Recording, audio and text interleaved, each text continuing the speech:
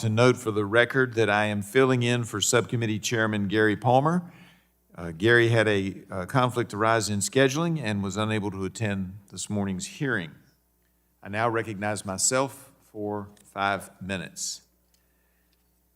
Today, we will consider President Trump's fiscal year 2027 budget request for the U.S. Environmental Protection Agency. I'm glad to welcome back Environmental Protection Agency Administrator Lee Zeldin, who I and many of us remember fondly from serving with him in the House and working with him in his capacity as administrator. Administrator, when you testified before this committee last year to discuss EPA's budget request for fiscal year 2026, I noted that you faced a difficult but important job as the EPA administrator. I believe that you've done an excellent job as administrator. The people across my district have been excited to see the direction that you and President Trump have steered the EPA under your Great American Comeback Initiative. Thank you and President Trump for returning the EPA to its rightful role of protecting human health and cleaning up the environment, not as an anti-jobs agency.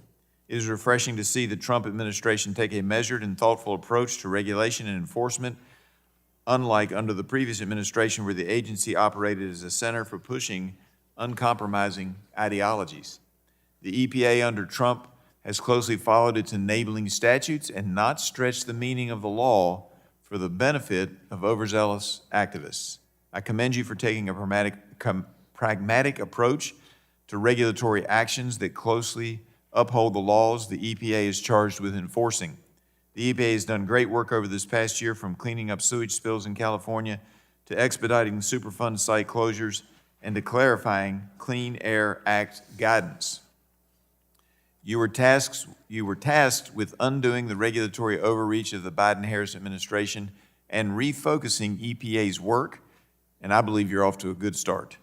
Also, I would like to take a moment to personally thank you and President Trump for prioritizing the rollback of blatantly anti-coal regulations that were churned out in what seemed to me to be almost a monthly basis by the Biden-Harris EPA. Under your leadership, EPA finalized a repeal of the Obama administration's 2009 so-called greenhouse gas endangerment finding under the Clean Air Act, which led to a series of costly regulations that limited consumer choices. And as I pointed out at the time that originally started coming out, I didn't understand how you could do one side of the science and not the other side of the science. There was no balance, counterbalance. It was just one side of the story. Over the past year, the EPA has also worked to improve permitting guidance under the Clean Air Act. EPA has prioritized actions to safeguard drinking water, including proposing to require monitoring of microplastics, PFAS, and pharmaceuticals under the Safe Drinking Water Act. Administrator, you have also been successful in reining in the wasteful Green New Deal and DEI initiatives that characterized the Biden administration. For fiscal year 2027, President Trump is requesting $4.2 billion in new budget authority for the EPA. This budget proposal would provide more than $2.5 billion for EPA environmental management programs, as well as almost $750 million in grant assistance for states and tribes, more than $500 million for science and technology activities, and $290 million for Superfund site cleanup. Despite what our friends across the aisle may say, this is a significant amount of taxpayer dollars. It is important to remember the EPA received a very large $100 billion in appropriations for fiscal years 2022 through 2026 from the Infrastructure Investment and Jobs Act and the Inflation Reduction Act. Such heavy funding levels, or high funding levels, over 10 times the average historical EPA appropriation, was intended to be a one-time, once-in-a-generation supplement, with much of the increased funding for specific water infrastructure and cleanup programs. These appropriations were never intended to be the new normal for EPA funding. This budget request is fiscally responsible and focuses on infrastructure and distinct cleanup goals. The EPA's budget request will continue to support EPA's core programs and is in line with limited legal authority and cooperative federalism and a cooperative federalism framework that Congress envisioned for the EPA. It is important for Congress to examine how the laws it enacts are working and whether they need to be amended or even repealed. When I was chairman of the Environment Subcommittee, we began reviewing all of EPA's statutory authorities. Chairman Palmer has continued with this important work by holding hearings and markups on reauthorizations for the Toxic Substances Control Act, the Brownfield laws, the Safe Drinking Water Act, and by considering amendments to the Clean Air Act and the federal waste and recycling laws. Thank you again for coming before us today, Administrator Zeldin. I look forward to hearing about your priorities for the EPA and how Congress can help ensure that we have clean air, clean water, and good jobs. With that, I yield back and now recognize my colleague, the ranking member, Mr. Tonko from New York, for his 5-minute opening statement. Thank you, Mr. Chair, and Administrator Zeldin, welcome. Welcome back to the subcommittee. Fiscal year 2027 budget request proposes a more than 52% cut to EPA. This includes a 91% reduction to categorical grants that states rely upon to support implementation of environmental laws. The EPA's budget claims it will empower states through cooperative federalism, but we all know what this really is. It's cost shifting, requiring states to find more revenue to carry out federal requirements at a time when costs from Medicaid, nutrition assistance, and other programs are being passed on to those state budgets. This budget request also claims to return primary responsibility for water infrastructure to state and local governments, and it includes a nearly 90% reduction to the state revolving funds, over $2.5 billion, which local governments rely upon to finance water system projects. This budget completely fails to recognize that the federal government is currently responsible for a whopping 4% of water systems capital and operating expenses. 96% of water utility expenses are paid for by non-federal sources, primarily customers. If the federal government further reduces its financial commitment, people inevitably will see their water bills go up, especially as systems work to reduce risks from lead, PFAS, and other public health issues. It is an understatement to say that I am concerned by the direction of the EPA, and I believe the American people are right to be concerned also. Let's just look at the agency's track record on protecting people from dangerous chemicals. The Trump administration's first MAHA Commission report correctly identified industry capture of EPA's chemical safety program as a problem. Today, there are several political appointees running EPA's chemical safety program who previously worked for the chemical industry. And I suspect they will return to lucrative jobs working for the industry at the end of this administration. And why do I suspect this? Because some of these very same people also worked in the Chemical Safety Office during the first Trump administration, and then went on to work on behalf of chemical manufacturers during the Biden administration. With such strong past financial ties, and the high likelihood that their future incomes will come from the companies they are charged with regulating today, can there be any doubt why people are suspicious that this EPA may not put the health and safety of regular Americans over those of the interests of powerful chemical and pesticide manufacturers? This is to say nothing of the industry representatives and industry-paid consultants who have been appointed to EPA's science advisory bodies. Inevitably, empowering people with such obvious and deep financial connections to regulated industries erodes public confidence in the agency's willingness to be an effective regulator. And this is a problem that can be found across program offices. Last year, Administrator Zeldin, you announced a major deregulatory agenda, despite analysis that the rules targeted for repeal were estimated to save thousands of American lives and billions of dollars each year. Time and time again, we have seen that to effectuate this agenda, EPA has needed to change its cost-benefit rules and ignore agency and independent analyses that have not agreed with the administrator's predetermined outcomes. In January, EPA announced it would stop considering the value of lives saved from putting limits on air pollution. EPA ignored its own analysis that a rollback of limits on mercury pollution threatens public health and imposes costs on Americans. EPA also ignored its analysis of the revocation of the endangerment finding, which found that the cost of the action would indeed outweigh any savings. So President Trump has issued sweeping exemptions to entire industries from complying with hazardous air pollution standards. which were granted with no transparency and seemingly no analysis of how they might harm public health. And to repeal vehicle standards, EPA's analysis found that elimination of these standards would increase consumer costs and gas prices, adding another $3 billion per year in fuel costs by 2035 for American drivers. And you can bet that EPA took a rosy estimate of future gas prices. This certainly did not account for President Trump's illegal war with Iran, which has now raised average gas prices to over $4.10 per gallon. This deregulatory agenda is giving Americans the privilege of paying more to have worse health outcomes, because apparently in the Trump administration, the only costs worth considering are how much environmental protections will affect polluting corporations' bottom lines. EPA's budget cuts and deregulatory actions will result in more pollution while reducing our scientific capacity to understand just how pollution will impact Americans' health and well-being. I find that unacceptable, and I believe most Americans would agree. With that, Mr. Chairman, I thank you and yield back. Gentleman yields back. Now recognize the chairman of the full committee, Mr. Guthrie, for his 5-minute opening statement. Good morning, and thank you, Chairman Griffith, for holding this hearing and for being here today. Welcome back, Administrator Zeldin. Great to have you here. We look forward to hearing about your plans for the Environmental Protection Agency over the next fiscal year. But first, I want to commend you and your team for restoring EPA to its core mission to protect human health and the environment within the statutory authority and the mandates provided by Congress. As a former member of Congress, you respect the Constitution, including Article 1.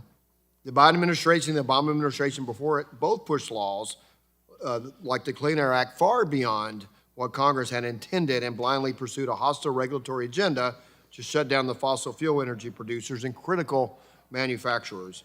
You have reined in the EPA within bounds of the law while ensuring it fulfills its statutory duty. You have also been laser focused on making sure taxpayer dollars are invested wisely and have worked hard to end wasteful spending on the Green New Deal and DEI programs. EPA's budget request strikes a balance between building on historic investments in core programs and responding to current environmental and economic challenges. We especially appreciate the budget request focusing on improving permitting and the cooperative federalism framework that respects the role of states, tribes, and local communities. Restoring public confidence in EPA's science activities and positioning EPA to both support and benefit from the rise of the AI economy and a strong domestic manufacturing base. We need for the United States to be a leader in innovation, freedom, and economic prosperity to compete effectively with China and to maintain a healthy environment for our constituents. We appreciate your hard work and willingness to serve in this very important role. We appreciate you being here on Capitol Hill, your old home, and welcome you to the committee and look forward to working with you, and I yield back. Gentleman yields back. Now recognize the ranking member of the full committee, Mr. Pallone of New Jersey, for his 5-minute opening statement. Thank you, Mr. Chairman. President Trump's budget, in my opinion, is an insult to the American people. At every opportunity, this budget undercuts public health, affordability, and sensible environmental protections to line the pockets of Trump's corporate polluter friends. The budget would cut funding for the Environmental Protection Agency by more than 50%, the largest cut in EPA's history. This would hamstring EPA's ability to fulfill its core mission of protecting human health and the environment, and despite claims to the contrary, it fails to deliver on the Trump administration's promise to make America healthy again. The budget eliminates nearly all state categorical grants, all but ending the cooperative federalism that has made EPA so successful in cleaning up toxic pollution and providing healthier futures for Americans.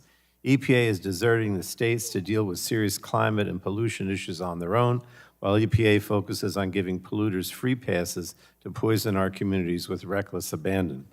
The budget also takes a sledgehammer to the clean water and the drinking water state revolving funds, which are the primary funding sources for water infrastructure projects. At a time when communities are experiencing aging infrastructure and rising water costs and are fearful of threats of contamination, these funds are critical to ensure all communities have access to safe, affordable water. And the Trump administration clearly doesn't recognize this value, especially when you consider EPA's plans to rescind and delay the historic PFAS drinking water standards that were put in place during the Biden administration to protect public health. Now, under Administrator Zeldin, the EPA is going in a dangerously wrong direction. At every turn, Administrator Zeldin has demonstrated that he is at the beck and call of special interests, providing broad exemptions and handouts to his polluter friends. He has eliminated EPA's climate and clean air work, turned his back on environmental justice communities, and looked the other way as bad actors poison communities across the United States. What is potentially most egregious is EPA's shockingly irresponsible rollback of the landmark endangerment finding, which that rollback, in my opinion, has no basis in law, science, or reality, especially in 2026. EPA is abandoning its responsibility to protect human health and the environment from the harm of air pollution, replacing it with nothing. Ensuring the climate crisis gets far worse puts the health of Americans in jeopardy. It'll result in even higher food and electricity than we're also seeing due to the Republican affordability crisis. And it'll put homeownership even further out of reach as unchecked pollution wreaks havoc on property values, insurance rates, and jobs. It will also cause cascading consequences across all sectors of our economy. And at a time when Trump's reckless war of choice with Iran has already caused gas prices to skyrocket, EPA eliminated all clean vehicle standards and incentives, increasing costs on families and businesses when they can least afford it, a fact that EPA conveniently ignores. Simultaneously, the Zeldin EPA has slashed critical protections by leaving radioactive coal ash in unlined ponds in communities, reversing limits on cancer-causing ethylene oxide pollution in cities, and allowing the chemical industry to burn plastic. From the agency tasked with protecting our public health and safety, these rollbacks cater to the whims of polluting interests while American communities pay the price. And finally, the effectiveness of the agency hinges on EPA having the career staff necessary to fulfill its mission. They are the backbone of the agency. Yet Administrator Zeldin's actions to indiscriminately fire hundreds of employees and retaliate against those who raise concerns about the mismanagement of EPA show a blatant disregard for the critical work career staff conduct on behalf of the American people every day. He's created such a toxic and hostile environment for career staff that EPA has lost about a quarter of its staff since Trump assumed office. And that doesn't make the government more efficient. It simply decimates EPA's ability to effectively do its job. So in my opinion, EPA's mission is to protect human health and the environment, and that should be its North Star. Yet at every turn, Administrator Zeldin has placed polluters' favors over the needs of the people the agency is tasked with protecting. The agency should be taking action to protect our air, water, and public health. But unfortunately, it seems the administrator's legacy will be selling the health of Americans to the highest bidder. And with that, Mr. Chairman, I yield back the balance of my time. Gentleman yields back. We now conclude with member opening statements. The chair would like to remind members that pursuant to committee rules, all members' opening statements will be made a part of the record. We want to thank our witness for taking his time to testify before the subcommittee today. Although it is not the practice of this subcommittee to swear in witnesses, I would remind our witness that knowingly and willfully making material false statements to the legislative branch is against the law under Title 18, Section 1001 of the United States Code. You will have an opportunity to give an opening statement followed by questions from members. And our witness today is Lee Zeldin, former member of the House and administrator of the U.S. Environmental Protection Agency. Per committee custom, our witness will have the opportunity for a 5-minute opening statement followed by a round of questions from members. The light is on the timer in front of you and will turn from green to yellow when you have 1 minute left. I now recognize you, Administrator Zeldin, for your 5-minute opening statement. Well, thank you, Chairman Griffith, Ranking Member Tonko, Chairman Guthrie, Ranking Member Pallone, members of the committee. I appreciate the opportunity to appear before you today to discuss the President's fiscal year 27 budget request for the U.S. Environmental Protection Agency. From day one, I've made it clear that we are going to fix the mess that we inherited and reaffirm our commitment to cooperative federalism, understanding that the best solutions are found outside of Washington. Last year, EPA political and career leadership worked to reorganize the agency workforce to better support EPA's mission, fulfill statutory obligations, protect human health and the environment, and power the great American comeback. This past January, at the 1-year mark of President Trump's term in office, I announced 500 top environmental wins from during that first year. These actions directly advance our agency's core mission. EPA environmental accomplishments these past 15 months include the signing of the historic agreement with the Mexican government to end the decades-long Tijuana River sewage crisis. Highlights also include responding to the Potomac River interceptor collapse, accelerated enforcement efforts to stop foreigners from profiting off sending poisons and pollution to the United States, and unlocking billions of dollars in funding to reduce lead in drinking water. Our commitment to gold standard science at EPA guided our decision to bolster scientists in our national program offices and establish the Office of Applied Science and Environmental Solutions. We inherited a backlog of chemicals and pesticides from the Biden administration. The Office of Chemical Safety and Pollution Prevention has worked tirelessly to bring down this backlog while keeping pace with new incoming reviews. With the addition of new technologies and scientists, our team of dedicated career and political staff has made tremendous strides. At the same time, I announced last March the largest deregulatory action in our nation's history. This announcement consisted of 31 actions to apply common sense, unleash U.S. energy dominance, and strengthen the American economy. In February of this year, we proudly announced the elimination of the 2009 endangerment finding. This has been the source of 16 years of consumer choice restrictions and trillions of dollars in regulatory costs for Americans. The Trump EPA believes growing our economy, bringing down costs, and protecting the environment is all achievable, and we are proving it every day. President Trump is committed to rebuilding baseload power, including coal, which is vital to our national security and to the wallets of tax-paying Americans. The Biden EPA tried hard to strangulate coal out of existence, and we are urgently reversing that damage. Meanwhile, I fulfilled a commitment that I made during my confirmation to visit all 50 states as EPA administrator, and I completed that effort in just 9.5 months. I heard from many of your constituents about the hardships burdensome regulations cause. Faithfully abiding by the Supreme Court's decision in Sackett, we are working to finalize a clear, durable waters of the United States rule. We're reining in federal overreach and gutting the prior administration's so-called good neighbor rule, which was used on an ill-advised expansion of federal jurisdiction. The good news is that EPA is once again working closely with our state partners on their state implementation plans. We are committed to advancing cooperative federalism and recognize the important responsibility EPA shares with our state agency partners to ensure clean air for all Americans. The Trump EPA is serious about ensuring future generations inherit clean air, land, and water, and the foundation for healthy lives. That is why I recently announced, alongside HHS Secretary Robert F. Kennedy Jr., that EPA is adding microplastics and pharmaceuticals to our contaminant candidate list for the first time ever. The President's FY27 budget will continue to make EPA efficient and effective stewards of Americans' hard-earned taxpayer dollars and fulfill all our statutory obligations and our core mission. This budget proposal captures significant efficiencies and a return focused on what Congress has directed us to do, demonstrating our commitment to a leaner, more efficient, and accountable EPA focused on environmental work that directly benefits the American people. I look forward to answering your questions. Thank you. Thank you very much, Administrator. We will now begin questioning. I'd ask that members not begin a new question to our witness as their 5 minutes is about to expire.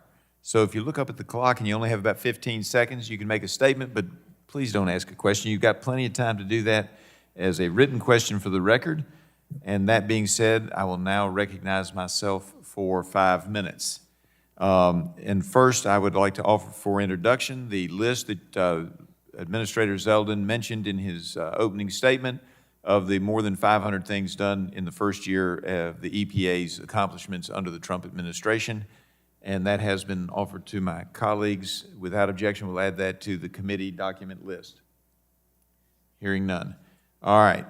Now, also, we heard comments about, how the budget slashes EPA funds. I mentioned this in my opening where I said that, that the monies that came from the Inflation Reduction Act and the Infrastructure Act were meant to be a one-time shot in the arm for special projects. No matter how that money was spent, it was never intended to be a new norm at the EPA for spending. Is that your understanding as well, Administrator? In a budget that was an annual operating budget of about $10 billion a year, EPA in 2024 obligated and spent over $60 billion. It was more money than they knew how to spend. It was money that was disseminated to left-wing NGOs. It was given out to former Biden and Obama officials, Democratic donors. They created entities that at times would go through up to 4 pass-throughs, where each of them were taking their own cut to administer the dollar. By design, when congressional Democrats put forth the Inflation Expansion Act, they were using it to raid the taxpayer till to be able to pay off those people who had supported them through the years. Fortunately, the era of tossing gold bars off the Titanic, that's the word that the Biden administration was using to describe how they were spending the money, those days are done. We are being responsible steward of taxpayer dollars without any apology or regret, even though I know that makes a lot of your colleagues on the other side of the aisle quite sad.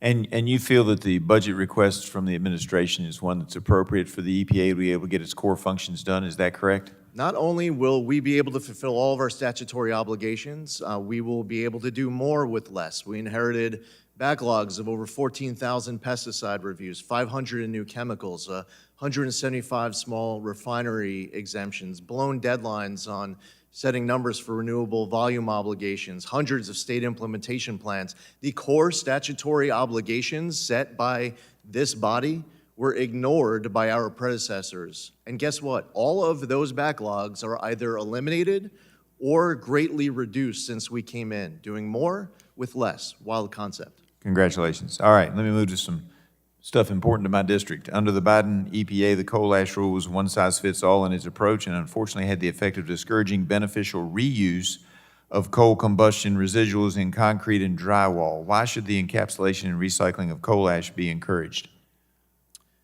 It's an important, for anyone who cares about the environment, there are good, as you referenced, it's called beneficial reuse. It is putting to good use what is being produced by these plants. While plants have enacted, for example, the 2012 mercury and air toxic standards, which were strict, and we see them continuing to improve their environmental technology, rather than trying to get rid of coal altogether through a combination of regulations, coal combustion residuals, steam electric, ELG, Clean Power Plan 2.0, and more, they were trying to make send this message to coal miners that they should just learn the code. Well, this is reliable, durable, baseload power that is important to provide to American families, and we're reversing that damage in earnest, and one of the ways to do it is to understand the benefits of beneficial reuse and to make sure that we are supporting it, not suffocating it. Yeah, and Virginia Tech in my district is studying how to recover rare earth elements from coal ash, which could strengthen domestic supplies. Now, it's not an easy thing to do, but it would strengthen our domestic supplies of rare earth.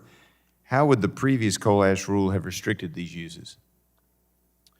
Well, for one, I mean, the goal was, and as we saw coming in, the effective implementation of these 2023 and 2024 rules that were put forth by the Biden administration was leading to coal plants all across the country to announce that they were closing altogether. That was by design. I mean, there are people who serve in this body who will talk about a source like wind as if it is a substitute for baseload power. They just don't care that you have many states across this country that rely on coal in order to heat homes. When you're going through a winter, like we just went through, where so many families for so long were so cold, rather than ramping up baseload power, they're trying to get rid of it. And we don't play along with that, and we're proud of it. I appreciate that. My time is up. I yield back and now recognize the ranking member of the subcommittee, Mr. Tonko, for his 5 minutes of questioning. Thank you, Mr. Chair. Administrator Zeldin, last June, hundreds of current and former EPA employees signed an open letter to you raising their concerns about the way that you've mismanaged the EPA, undermined science, and harmed communities across our country. EPA emails from that time show that EPA's Office of General Counsel advised that, and I quote, "The letter is likely protected speech under the First Amendment," and that, again, further quote, "The agency should not take any personnel actions against employees who signed the letter or take any other action against them that may be viewed as retaliatory or that may have a chilling effect on other employees taking similar action." Likewise, the director of EPA's Ethics Office wrote that the employees are simply exercising their First Amendment rights, and in another email wrote that, and I quote, "There is no ethics concern." Mr. Chair, I ask unanimous consent to enter in the record emails conveying legal guidance and assessments on July 1st and July 2nd of 2025, as well as an E&E News article published on July 3rd of 2025. All right, I'll have the team take a quick look at it, but it shouldn't be a problem. We'll add it to the committee document list. I thank you. Despite the view of EPA's Office of General Counsel that these employees were exercising their rights and should not be punished, you placed nearly 150 employees on paid administrative leave for roughly 2 months and investigated them before most were finally allowed to return to work. So, Administrator Zeldin, why did you retaliate against EPA employees speaking out against your leadership at EPA despite clear opinions from the General Counsel's Office and Ethics Office that these employees were exercising their constitutional rights? Well, obviously, I'll disagree with a lot of the premise of your question. What I instructed my team to do was to conduct an investigation. They conducted an investigation.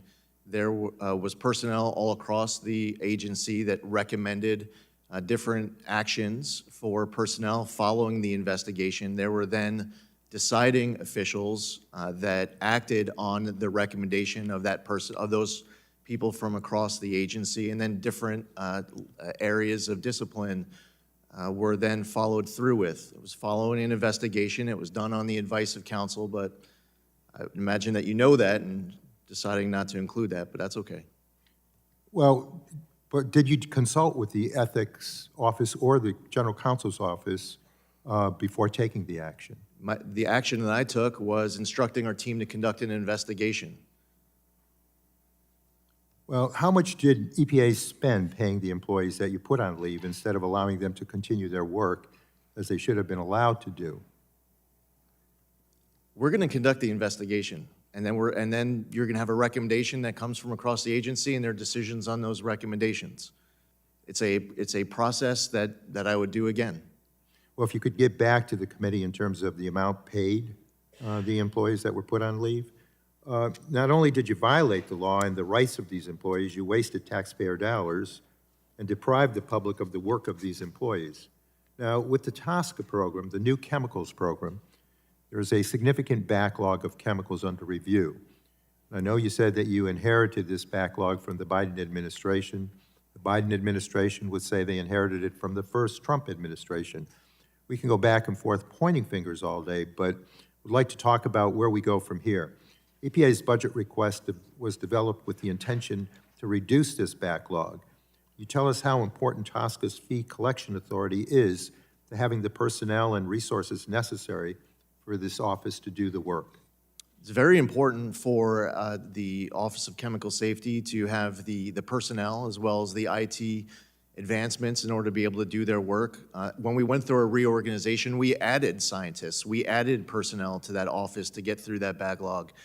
We also were implementing a congressional appropriation from March of 2025 of $17 million to update the IT inside of that office, which was a very important appropriation by Congress, because when the system would go down for days, that will end up resulting in a lot of lost time. Congress obviously faces decisions to make between now and the end of September as it relates to an expiring fee. As far as what we're doing inside of the Office of Chemical Safety, it's been to increase bandwidth since the moment that we have come in, both with scientists, personnel, and IT.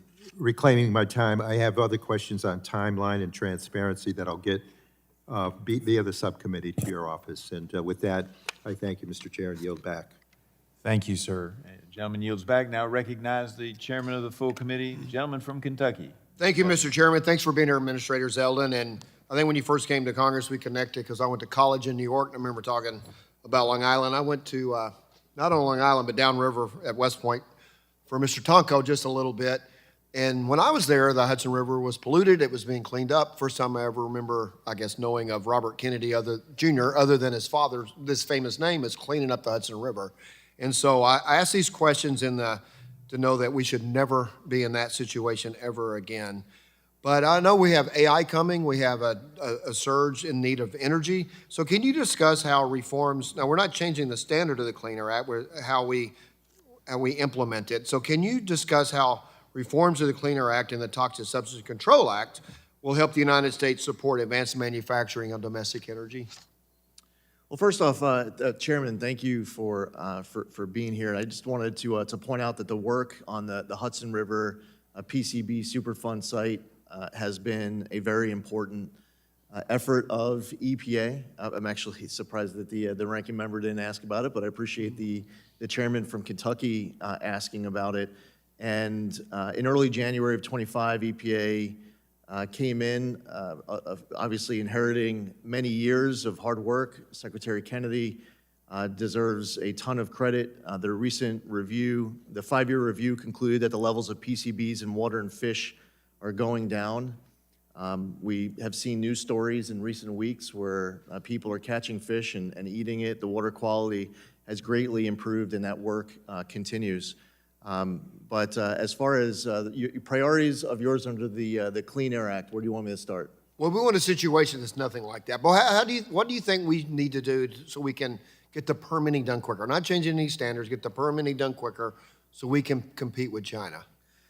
So I know Congress is considering a number of different actions and looking at modernizing the Clean Air Act, Clean Water Act, Endangered Species Act, the NEPA. I commend the efforts of this committee as it relates to that permitting. I would say that a good permitting bill will result in a permitting process that takes less time, costs less money, and has more certainty. If it sacrifices any one of those three, you can easily turn a good bill bad. We, through the White House Council of Environmental Quality, have a list of recommendations as it relates to each of these laws I cited. EPA has additional ideas on top of that. I believe that we have provided that list. We can provide that, again, to any members of your caucus who are asking for it and involved in this process. There are many ways that you can modernize these landmark laws that have been on the books for a long time to have a permitting process that takes less time, costs less money, and has more certainty, and we'd like to help. So one of the things that drives our economy is automotive industry, and last year we repealed the mandates from the electric vehicle mandates. Also, you repealed, can you explain, I'll just ask you this straight up, can you explain how the repeal of the endangerment finding helps consumers it supports manufacturers and complies with the Clean Air Act? For one, it's going to result in $2,400 per new vehicle with savings. But this is a combination. As you pointed out, there are multiple actions that have been taken. Congress, through the Congressional Review Act, got rid of the electric vehicle mandate in California, and I absolutely commend those of you in this body who were leaders in that effort to make sure that that happened.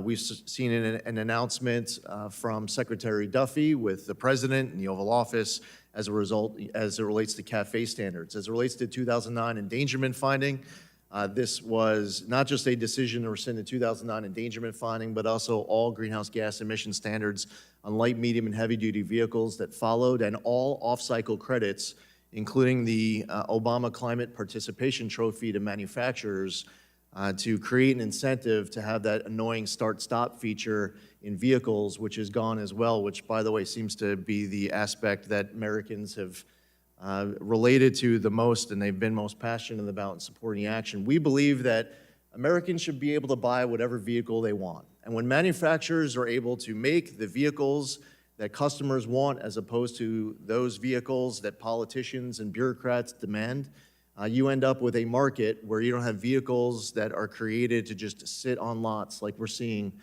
with electric vehicles. So applying common sense, following the law, and being able to pursue these efficiencies and empowering consumer choice is a great win that Americans voted for in November 2024 and President Trump and Republicans in Congress have been delivering on.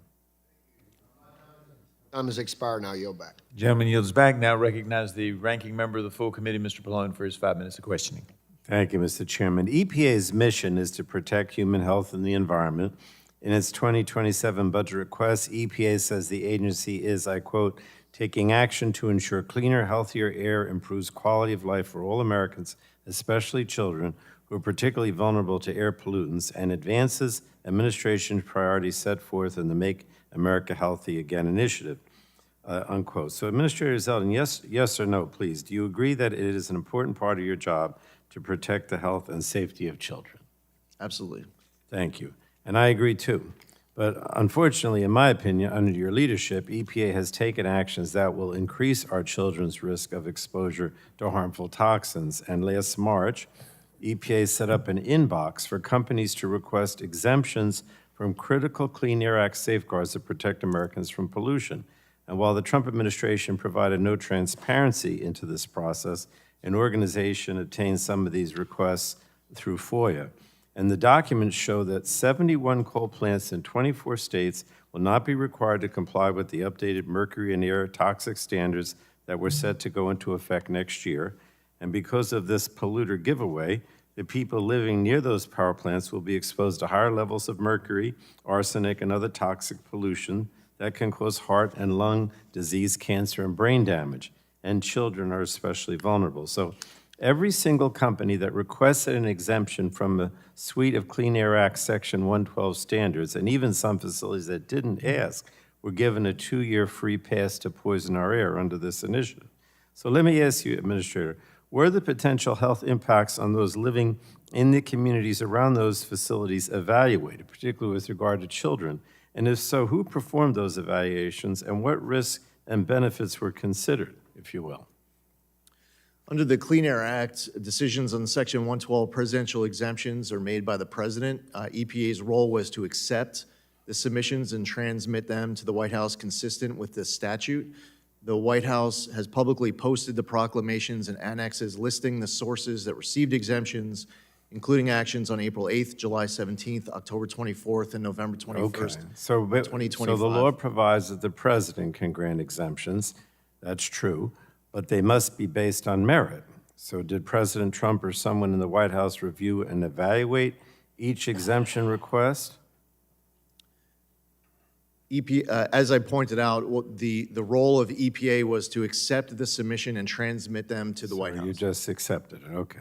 Does allowing more mercury, arsenic, or other toxic pollution make Americans healthy, in your opinion? Fortunately, since the 2012 mercury and air toxic standards that were put into place, very strict standards that were put into place, there were substantial reductions, fortunately, because these are toxins, and reducing them is an important goal that EPA has been leading the way on. Well, look, I think that poisoning our air and water makes Americans sicker, and based on EPA's own data, facilities that were given these waivers saw the biggest jump in pollution last year. So there's no question that there was more pollution as a result of these waivers. But I think the whole process was an enormous giveaway to polluters with zero consideration for the Americans whose health will suffer. And frankly, I think it's shameful. There's more pollution even though it hadn't even gone into effect yet? Is that your position? You just stated My that the mercury position and air is that toxic I see, standards in 24 didn't go into effect. my position is that I see every effort being made to increase pollution as a result of these exemptions. And I believe it's being done by the president, or you, or at least as you enabler, because of what the president tells you to do, to help polluters as giveaways to the corporations that pollute. But look, I have to ask one more question, and this is a local issue, Administrator, so let me just mention it. Early this month, I sent EPA a letter about a suspected cancer cluster in Keyport, New Jersey, which is in my district, demanding that the agency work with other federal and state partners to secure the site and address the ongoing contamination. And corporate polluters have been let off the hook for too long in this area, and the community is paying the price. And I think this matter deserves the full attention and force of our public health and environmental agencies. So Region 2 Administrator, I do want to say has been cooperative. He met with my staff last Friday to discuss this cancer cluster and possible remediation of the landfill that we believe may be causing it. So I just wanted to mention it to you and ask you to prioritize this issue as we proceed with the Region 2 Administrator to address remediation and the health concerns, if I can ask for your commitment. And you're asking about Aero Marine Landfill? Yes, exactly. Absolutely. We're very well aware of it. The Region 2 Administrator has briefed me on it. I know how much of a priority it is. This is an issue that New Jersey DEP has been on the lead on enforcement at the landfill. They have not asked for our assistance, but we stand ready to help. They've, Gentleman's time has expired. yeah, I just wanted to say they've been working with us, and I appreciate that. The chair now. Thank you. The gentleman's time has expired. The chair now recognizes myself for 5 minutes. Director, thank you for being here. Thank you for your service in righting the ship. My colleagues across the aisle claim that this EPA's deregulatory actions are killing Americans. Couldn't be more false. The truth is actually the opposite. And what kills Americans is unaffordable energy in an unreliable electric grid, and that's exactly what the previous administration's EPA was delivering. The Biden EPA imposed trillions of dollars in regulatory costs and based on widely inflated benefit calculations, assigning speculative dollar values to statistical lives while ignoring the real-world consequences of making energy unaffordable. 25 million American households have reported going without food or medicine to pay their energy bills. That is the human cost of regulatory excess. This EPA is doing what the agency is supposed to, rigorous, honest cost-benefit analysis, not rubber stamping regulations that strangle reliable energy production while claiming to save lives on a spreadsheet. Affordable, reliable energy is the foundation of American health and safety, and Administrator Zeldin, your reforms are protecting Americans not by speculating about benefits, but by delivering them. And I'll get to Loper Bright. It's shameful that some of our colleagues have no idea what Loper Bright actually is and what it does. Thank you for the words that you had yesterday at a hearing here on Capitol Hill. And Loper Bright happened because of left-wing EPA overreach. That's exactly why we are here. And I'd like to ask you, how do you respond to the claim that faithfully reading the Clean Air Act as written somehow harms public health? And what actual authorities did Congress provide that this administration is now properly executing to benefit health? Thank you for asking. For a long time, the Chevron doctrine was in place. This got challenged. For those who aren't familiar with the Chevron doctrine, basically agency heads were looking at federal statute and would get creative. The statute wouldn't say that an agency head can't do something, so they'd say, well, I guess that means that we can. We saw that used inside of the 2009 endangerment finding. If you read the endangerment finding throughout it, you'll see that discretion being used just because it doesn't say we can't. Well, I guess that means we can. Well, the Supreme Court weighed in Loper Bright and said you can't do that anymore, that you have to follow the best reading of statute. The major questions doctrine, which was also put forth by the Supreme Court in recent years in their cases, also say that an agency can't impose trillions of dollars of regulation on their own. That's something that should have a debate and a vote in Congress. And what does that all mean when a member might be upset that we repealed the 2009 endangerment finding? Well, if you want an agency like EPA to impose trillions of dollars of regulations and regulate the heck out of greenhouse gas emissions, it's really simple. Introduce a bill, debate it, get it passed, change the law, and we'll follow the law. But the commitment that I made when I was nominated, the commitment that I reiterate here today, is I will follow the best reading of the law, period. Thank you for that. And I'll ask, can you provide an update regarding what actions the EPA is considering on the reconsideration of Quad O, B, and C, which cost hundreds of billions of dollars in excess and is another example of left-wing overreach?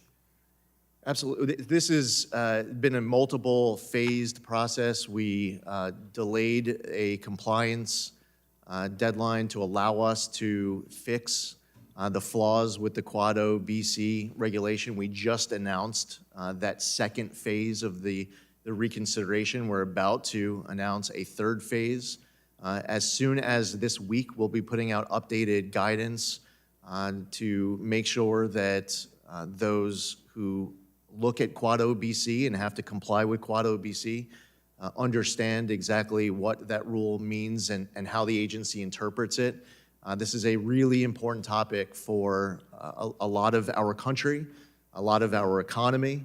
We want more reliable baseload power. We want to unleash energy dominance, and Quad O BC is a vehicle that was used to cause a lot of harm to much of this country, including a lot of Texas. And it ignores the facts that between 2011 and 2020, methane emission intensity has dropped 70% just in the Permian Basin, while production of oil and gas has increased 320%. So it ignores those facts. I appreciate the work you've done, Administrator, to revisit and improve certain aspects of the AIM Act implementation. And I've heard constructive feedback from stakeholders in Texas on those efforts. And at the same time, some have raised concerns about the HFC management rule, particularly in compliance challenges that it creates for refrigeration in grocery stores and other places. Can you give us an idea whether the agency is considering near-term reconsideration or adjustments of the HFC management rule? I'm sorry, I only have 10 seconds left. So on April 17th, EPA sent over a proposal to OMB. We are continuing to work through fixing the technology transition rule. The impacts will fix, by us addressing this, the negative impacts of the technology transition rule on grocery stores, on the semiconductor industry, on residents across our country. We are going to fix it to the maximum extent allowed under the law. Thank you, Director. My time has expired. The chair now recognizes the gentleman from California, Mr. Ruiz. Thank you, Mr. Chairman. Administrator, in July, you provided a clear example of what the federal government can do in helping to clean up the Tijuana River. You traveled to San Diego, saw the crisis firsthand, coordinated across agencies with the International Boundary Water Commission and the State Department, and secured a binding agreement with Mexico that delivered real infrastructure upgrades, including expansion of the South Bay International Wastewater Treatment Plant. Do you consider it the responsibility for the EPA to help address these types of binational water pollutions? Absolutely. This has been a very important focus of our agency. I look forward to, by the way, coming to New River. Appreciate the invite. Well, that's what we're going to talk about. So you have heard of the New River, because the same model is what we need for the New River. Yeah, I understand. The New River begins south of Mexicali, carrying raw sewage, industrial waste, pesticides, and heavy metals north across the border into Calexico. And it doesn't stop there. It continues for 60 miles through Imperial County before finally emptying into the Salton Sea, carrying everything it collected along the way. The New River is considered the most polluted waterway in North America. The New River is governed by the same 1944 Water Treaty and IBWC framework as the Tijuana River, with the same diplomatic tools available. The difference is not legal authority or technical capacity, but attention and urgency. Administrator Zeldin, the EPA under the Biden and Trump administrations have invested significantly in addressing the Tijuana River crisis, including a federal record of decision, expanded treatment capacity, and binational coordination. The New River presents a comparable, if not more severe, transboundary pollution challenge as the Tijuana River. At the Calexico crossing, for example, fecal coliform levels have reached nearly 70,000 times the federal treaty limit. Yet communities along the river, overwhelmingly low income, have not received comparable action or coordination. There has been reports by CBP agents who take shifts by the river or who have gone into the river of complaining of flu-like symptoms, blurred vision, severe headaches, rashes, open sores, and those that have fallen into the river complained of UTIs and even skin itching, just itching all over their body. Some students who live near there have been complaining of shortness of breath, some even calling 911s from the classroom. So they're asking for the same approach and same urgency that you've already used with the Tijuana River: federal leadership, interagency coordination, accountability with Mexico, and real infrastructure solutions. So in June of this year, soon, there will be the binational summary of the water characterization study, which is going to come out.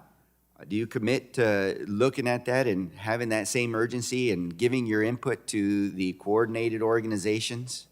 I'm happy to, and I know that on May 11th, Region 9 leadership is planning a visit to meet with you and your staff. I believe that there's even discussion of a follow-up visit for the May 11th trip. So the urgency, we're not going to wait till June and wait for the report. I believe that we're coming to visit here in the next couple of weeks. That's excellent, and that's very good to hear, because from your input to the study, we're going to need an MOU, and we're going to need it quickly, and from the MOU, then we can negotiate a minute. Will you participate in this coordination to develop this minute as soon as possible? No, I've heard you and others loud and clear. There was an assemblyman who I met with in San Diego, who I believe is an assemblyman in the New River area, who was advocating passionately as well. So this is something that I'm grateful that you're raising here, and we know that it's important to your constituents. I believe that the model that has worked to approach MOU and minute in Tijuana is a focus that can work in New River, and we look forward to working with you on it. Great. One last thing. As I mentioned earlier, there's been a lot of investment that helped get the Tijuana River started. This is the moment when federal investment is vital to match the scale of this crisis. But this administration is proposing to cut the Clean Water State Revolving Fund by nearly 90%, or $2.6 billion. That's the lowest level since the Reagan era, the same era when we first vowed to clean it up. So this is exactly why the Clean Water State Revolving Fund exists, and we need to preserve it. Well, if I may respond, I know that the time is running. Is that okay, Chairman? Okay. Yes, please. There are good examples across the country to use as it relates to the state revolving fund. I would just offer, as it relates to these cross-boundary issues, that the investment that is desperately needed is on the Mexico side. We're seeing that in Tijuana, and factoring in population growth. That was part of what we negotiated to get Mexico to commit money that was previously obligated. And while I look forward to learning more about New River, which I know is important to you as you're bringing up here, if it's anything like what we're experiencing with the situation in the San Diego area, the investment that's needed is going to be massive infrastructure investment on the Mexico side, which is why this is more international. They contributed $140 million to the Tijuana River. The U.S. contributed over $600 million. So that's the intent, is to have both countries clean up this mess. And I will have to, I appreciate the colloquy, but I do have to call it in. I will also note for the record that there are two new rivers, and that we are not speaking about the beautiful, pristine, recreation driving new river that runs through North Carolina, Virginia, and West Virginia. And I now recognize the gentleman from Pennsylvania, Dr. Joyce, for his 5 minutes of questioning. Thank you, Chairman, for holding this important hearing, and to Administrator Zeldin for testifying with us today. Under your leadership, Administrator Zeldin, the EPA has returned to science-based decision-making rather than advancing ideological conclusions that ultimately put our nation's energy supply and critical supply chains at risk. Thank you. Thank you for that strong direction you have provided from the top of the agency on down. And I look forward to continuing to work with you and this committee as we look to bring America back to scientifically sound regulatory regime. In order to highlight the incredible steps that the EPA has taken in such a short period of time, I ask for unanimous consent to enter into the accounting of the EPA environmental achievements during the first year of the Trump administration that was released on January 20th, 2026 into the record. It's in the record, thank you. Focusing now on some recent actions that have been taken by the EPA. Administrator Zeldin, what is the legal basis that the EPA relies on when requiring the reallocation of small refinery exemptions? So the way that the process works under the law, following congressional action that was taken a couple of decades ago, the Department of Energy produces a document that is utilized to ensure and applied equally across the board. We do not have any individual adjudication. It is not based off of people calling me up from the Hill and trying to get special treatment for one over the other. But I will say that it's something that can be reformed through congressional legislation that I look forward to working with you on. You have some small refineries that do not get approval at all. Some got partial, some got full. And it was through an application of the DOE study, the DOE math, and to be done fairly across the board. But I'll say it's based on congressional statute from a couple decades ago, and I have plenty of thoughts for anybody who wants to talk about that entire process with SREs. We inherited a backlog of 175. Fortunately, we got rid of all of it. We've received some new applications since, and the transparent approach that we will continue to pursue is consistent with the one that we had pursued last year. Based on the EPA's understanding of the relevant statute regarding the renewable fuel standard, would congressional action be necessary to prevent such reallocation? Yes. Administrator Zeldin, for several years, I've raised concern about the impact of EPA rules governing ethylene oxide and how that is utilized for the sterilization of medical devices. Thank you for your recent announcement that the EPA will reconsider and revise these rules to reflect the available science and protect the safety of medical device chain in the sterilization process. Moving forward, how can EPA ensure that regulations are based on gold standard science so that we can avoid the disruptions that come with unrealistic regulations? So there's been uncertainty associated with the IRIS value for a long time, well recognized, including uncertainties related to the choice of dose response model used to produce the IRIS value and other uncertainties in the underlying data. EPA is requesting comment on newer studies and methods that may influence the agency's understanding of ETO's carcinogenic potency is consistent with Executive Order 14303, restoring gold standard science. EPA is committed to the highest standards of scientific integrity and reliance on the best available scientific information. So the process is one where we created an Office of Applied Science and Environmental Solutions. We're integrating science and research more directly with program offices. We are empowering the dedicated career staffers of this agency who are experienced. They take their jobs seriously and they do a fantastic job. And it's been an honor to be able to work alongside them.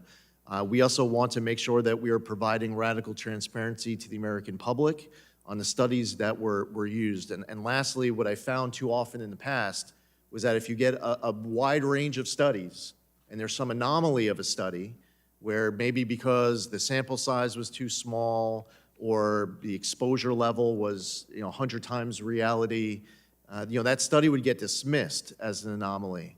The thing is that you have people who are concerned moms and dads in this country who know of that study. They might go to the EPA's webpage looking for an answer on that study. They're looking for that study, but because it might be pushed to the side as an anomaly, you don't see it discussed at all. I think that the agency could do a much better job, not just talking about the best available gold standard science that's being relied upon, but also be acknowledging the studies that you might feel as an agency aren't the most reliable because that might be the study that that member of the public is looking for. So gold standard science isn't just an internal process, it's also about communication with the public. My time has expired, but Administrator Zeldin, I want to once again express my support for the work that you have already done. Thank you, Mr. Chairman, and I yield back. Gentleman yields back. Now recognize the gentlelady from California, Ms. Barragan. Thank you, Mr. Chairman. EPA Administrator, in my district, the EPA's risk management program inspected a chlorine transfer facility, JCI Jones Chemical, in 2015 and in 2017, and they found serious safety problems, including corroded equipment handling hazardous chemicals. When the EPA returned in 2024, it found many of the same issues again, but they were not treated as repeat violations because they occurred more than 5 years apart, and the penalty was just a few $1,000s. EPA has also acknowledged that it does not inspect every RMP facility more frequently than once every 5 years. The question, Administrator, is can the EPA increase the frequency of inspections at facilities with a history of violations like JCI So these problems are identified and enforced as repeat violations? The work of the Office of Enforcement and Compliance is important. We take seriously any matters that are raised to us from members of Congress. We are happy to look at any of these cases strictly on the merits, and while we won't be able to communicate publicly about any ongoing enforcement matters, if there is a belief that something needs to be inspected, to look at, to be enforced against, or working with our agency to comply on, Sir, we will I make sure don't- that we mobilize those in the agency. I don't mean to cut you off. I'm trying to get an answer to my question. My question is really about not waiting 5 years for the EPA to come back when there's a repeat violator. So I'm trying to ask if maybe you as administrator think that if the EPA could increase the frequency of the inspections when you have like a facility that's having repeated violations. Do you Yeah, I think never said that's- anything about waiting 5 years. I'm talking about at No, the end I'm of this at- hearing. I understand. If you I'm want to have a asking- member of your staff talk to someone on my team, and we can look into it. Okay. By I'm the way, we asking might as a have an general update now. rule, if you have a repeat violator, whether it's a good idea for the EPA not to wait 5 years to come back. I mean, it's a Sure. simple, easy Yeah, and question. It's not a trick Yeah, question. and of course. And I've never said anything about waiting 5 years. Yeah. Okay, well, I hope the EPA will look at doing that when there's repeat violators. So moving on, last week, a hydrogen sulfide leak at an industrial facility in West Virginia killed 2 workers, and it sent dozens more people to the hospital. The U.S. Chemical Safety Board, an independent agency that investigates chemical disasters, has already announced it is investigating the incident. Do you support the investigation by the Chemical Safety Board into the fatal chemical release in West Virginia? Well, we have been involved in this process already. Based on Catalyst Refiners' self-reported Tier 2 emergency and hazardous chemical inventory submissions from 25 and 26, the chemicals and their quantities, including the self-reported submission, did not trigger applicable thresholds under the Risk Management Plan rule. OSHA is leading. So, sir, I'm going to the interrupt you on-site because I'm trying to investigation. get a very specific answer about the Chemical Safety Board. Not your involvement, the Chemical Safety Board. They announced they're doing an investigation into the incident. I'm asking if you support the Chemical Safety Board doing an investigation. It's a yes or no. Yeah, well, if you cut me off right when I was saying that OSHA is leading the on-site investigation. EPA is coordinating with OSHA to determine whether or not the facility was complying with regulations. So you don't support the investigation by the Chemical Safety Board then? I'm not saying that at all. I'm trying to get an answer to that question. Will you, this is not I'm that telling you what the hard. process is that we're following. Okay, well, I'm asking you a question, and the question is, do you support the Chemical Safety Board investigation? Either you don't or you do. I understand OSHA's doing something. I don't understand why you would think I wouldn't support that. Well, I'm just, that's what I'm saying. So you do support it? Sure, Okay, great. I guess the That's so- problem is that That's I was. so easy. This is not a trick question. So I thought you were maybe interested in So, what was going on beyond the grandstanding, but go ahead. You're the grandstanding, you're the one reading prepared Grandstanding. statements instead of asking questions, I'm sir. telling you the process that's going on. I'm telling Okay, you so more about what we know, and You just don't said wanna you know about it. support the Chemical Safety Board's funding. I mean, rather, the Chemical Safety Board's investigation. The president's proposal, the budget proposal, is to eliminate the Chemical Safety Board funding. Do you support that? Do you support eliminating? Every single aspect of the fiscal year 27 budget that I'm here talking about, I am supportive. So do you support the Chemical Safety Every Board's single elimination? aspect, every single aspect of what the president so is you- proposing so in his I'm gonna reclaim my FY27 time budget because proposal, I It's am clear the in support of. administrator is just killing time instead of, what he just said is contradictory. On the one hand, he supports the Chemical Safety Board investigation. On the Actually, other when you hand, cut he me off supports when I was talking eliminating. about an OSHA process the- that's going on right now. It's my time, EPA is sir. It's not supportive. your time. It's Right, not you your time. don't wanna- Even though this chairman you don't want doesn't the want to rest of the enforce story. it, I will. Everybody settle You've just down. contradicted Settle down. yourself, I and it's very rude. It's very rude Telling to you even the have the actual chairman. process that's going on right Even now. have the chairman have the witness stop Why what don't he's you saying. care He's about the clearly actual contradicting process himself. that's going on? And he looks like a fool in doing so. Looking like And in that, you won't even stop so that I could be heard. It's not appreciated. And with that, I'm going to yield back my time. Lady yields back. And, hopefully the EPA administrator can take the smirk off his face and worry about people's health and safety. Okay, you didn't say anything about OSHA. Oh, The actual process that's going Gentleman on right now. from Ohio. Mr. Latta is recognized for Well, his thank you time. very much, Mr. Chairman, and we really appreciate you coming back to the House. You were one of our members for a good number of years. I also want to thank you for coming to my district with the U.S. Trade Representative over at the Ford plant. But one of the things I'd like to start with is on the permitting question. I chair the Energy Subcommittee, and one of the things that we've talked about in this committee, the full committee, that we have to have more energy produced in this country. Everybody admits that we have to get there, but permitting is going to have to be one of the top things we get done. You can't mention energy unless we mention permitting. And I see that one of the goals in the EPA's fiscal year 2027 budget proposal is to advance permitting reform. And I was wondering if you'd talk about some of what the EPA has taken steps to streamline these, especially on the air permits, and how will EPA further improve the process under the proposed 2027 budget? The EPA has the power to really slow things down. EPA also has the power to speed things up. And we found many ways that the agency was working to gum up the works all across the entire country. We are involved in EIS and NEPA reviews, where we work closely with states. We created an Office of State Air Partnership on not just state implementation plans, but also to work closely with these state air offices where they are taking the responsibility with air permits. We're working with local authorities on water permits. We have projects that are on Superfund sites and brownfield sites. We work with members of Congress, as all of you are working through in this committee, permitting reform legislation as it relates to modernizing the Clean Air Act and Clean Water Act and ESA, NEPA, and more. So our work is robust internally within the agency, working with states and local governments, working with all of you, and we enjoy that aspect of the work, and we want to continue to pursue more wins. Well, I appreciate that. And also, as we look about from permitting, how we can move things along also with AI. And I was just wondering, especially with the EPA and what you're all looking at with AI and working with other federal departments and agencies as we try to get these projects going a lot of times a little bit faster because you can use the AI to get it done. Absolutely. There are projects breaking ground all across the country right now. You could visit data center groundbreakings that are billions of dollars projects here in West Memphis, Arkansas. Or you could go out to Cheyenne, Wyoming, and see a new data center that's getting built, or Idaho Falls, Idaho. These projects are all across the country. A lot of them are generating their own power. A lot of them are structuring deals that are providing net benefits to local ratepayers.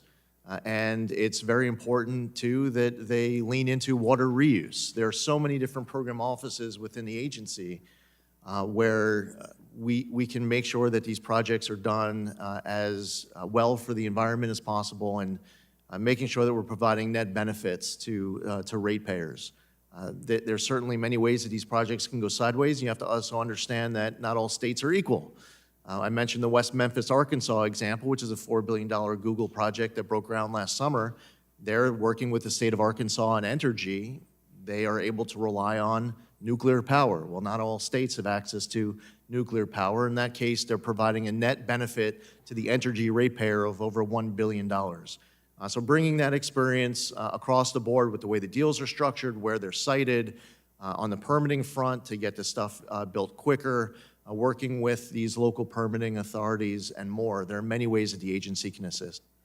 Well, also, going on advanced recycling technologies, how does EPA view advanced non-mechanical recycling technologies within its regulatory and budget framework? This is something that we need to be leaning into more as a country. I visited not too long ago the Baytown facility where advanced recycling is being done. It appears to be exceptionally in Texas. There's a lot of advanced recycling projects that are getting ramped up in Europe. They're getting ramped up in Asia. And we're not heading in we have not for years been heading in the right direction as far as advanced recycling. But now there's an opportunity to turn it around. And there's a way through advanced recycling where you can take plastic, instead of sending it to a landfill, you can now break it down to its raw chemical compound. And I think that's a heck of a lot better than sending this plastic to a landfill to instead put it to good use. So much of recycling's future is in advanced recycling. There's an opportunity to ramp up across the entire country. And I think it would be great to follow the lead of what we're seeing in places like Texas and Baytown as a model of what could be expanded. Mr. Chairman, my time's expired. I yield back. Thank the gentleman for yielding back, and now recognize the gentleman from Florida, Mr. Soto, for his 5 minutes of questioning. Thank you, Mr. Chairman, and thank you, Mr. Administrator, for being here. You know, in fast-growing Central Florida, we have faced many environmental challenges. We have water supply challenges, potential Florida offshore drilling, and intensifying hurricanes. I was surprised when you had made the fiscal argument for the budget, since Trump's billionaire tax breaks have caused the federal deficit to go to $2 trillion a year, while we're seeing cuts to healthcare and infrastructure. Let's just say for a moment that Congress does fund the Drinking Water State Revolving Fund, the Clean Water State Revolving Fund, and the Water Resource Development Act, and WIFIA at elevated levels like we saw before in a new infrastructure law. I do want to stress that the federal government's been a key partner with Florida, and that money has been spent in a bipartisan way because we have such a fast growth. So if we were, let's say we bumped up the state revolving fund and others, would you have the capacity and the ability to be able to fund that to help out with some of this demand? Sure, and what we experienced last year was the bump up that Congress put in was primarily congressionally directed spending. There are also a lot of set-asides. The state revolving fund hasn't truly been a revolving fund. I'm not opining on those decisions made by members of Congress when you advocate for what you believe to be important infrastructure projects for your district. It should just be noted that when you turn a loan into a grant and give it to a recipient and you pull out of the SRF, it's not revolving anymore. But whatever Congress chooses to appropriate, it's our job to follow the law and make sure that money is spent. And Mr. Administrator, I agree with you on that, that the state revolving fund should actually revolve and not just turn into a grant program. That's why we also have to fund WRDA. You know from being a member of the House and standing up for Long Island that Congress has its own role to play, so I appreciate you mentioning that. There's a lot of bipartisan opposition in Florida to expanding offshore oil drilling to the Gulf. I know normally this is a Department of Interior issue, but it did go before the vote of the Endangered Species Committee, which you serve on. I do want to stress tourism, agriculture are our top industries, and there's a potential of whales and manatees and sea turtles potentially at danger because of this decision. So given the bipartisan opposition, you know, what rationale did you use for a yes vote, and what compromise do you think could be made to try to help save these species?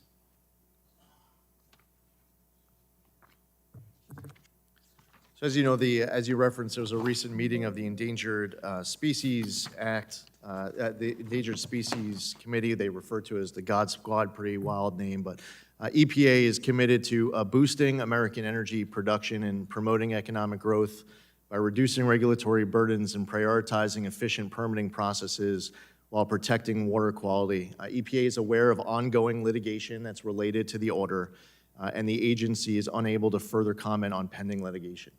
Okay, well, as you know, historically, there's been oil drilling in the western part of the Gulf, but not on the eastern part. So I hope you'd keep that in mind. We have some of our U.S. senators also oppose it, as well as a lot of the delegation, because as opposed to some of these other Gulf states, Florida is definitely more of a tourism agriculture state than an energy-producing state. So I appreciate you keeping an open mind on it. Obviously, you may have to resolve that in litigation.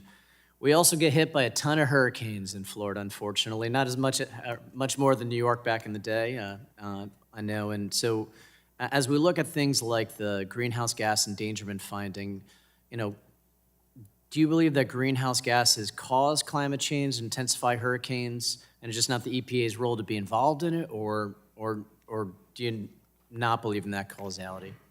You said as it relates to the 2009 endangerment finding, the decision to repeal the 2009 endangerment finding and all the greenhouse gas emission standards on light, medium, and heavy-duty vehicles that followed was based on a review of Section 202 of the Clean Air Act.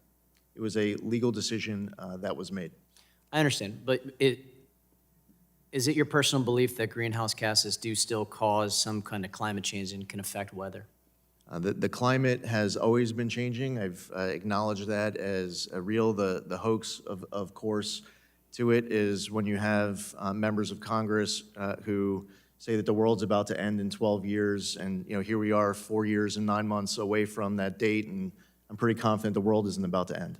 Well, Mr. Administrator, I hope you'd keep in mind, especially EPA's role in resiliency to help a lot of these coastal communities and central communities like I have that certainly would appreciate those dollars should we fund them. Thanks, and I yield back. Gentleman yields back. Now recognize the gentleman from Georgia, Mr. Carter, for his 5 minutes of questions. Administrator Zeldin, thank you for being here and appreciate all your work in trying to bring about common sense and workability in the way that the EPA approaches the regulatory agenda. That's something that we've worked on this committee for many years and will continue to work on. It's so very important. One of the regulations that's been devastating for our nation and for the growth of our nation in manufacturing has been the unworkable PM 2.5 standard, the particulate matter.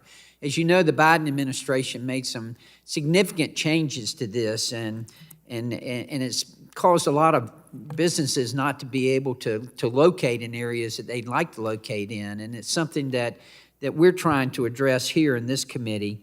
It's made it more difficult to create jobs, to build cutting-edge factories, and to lead the world in development of new products that we know that we need to be doing, that we need to do. Can you provide us with a update on where the agency stands to revisit and revise this rule? The Trump administration is no longer defending the unlawful 2024 Biden PM 2.4 NAAQS rule. This was a necessary decision that we made because the previous administration's actions were discretionary and didn't align with the statutory obligations of the Clean Air Act.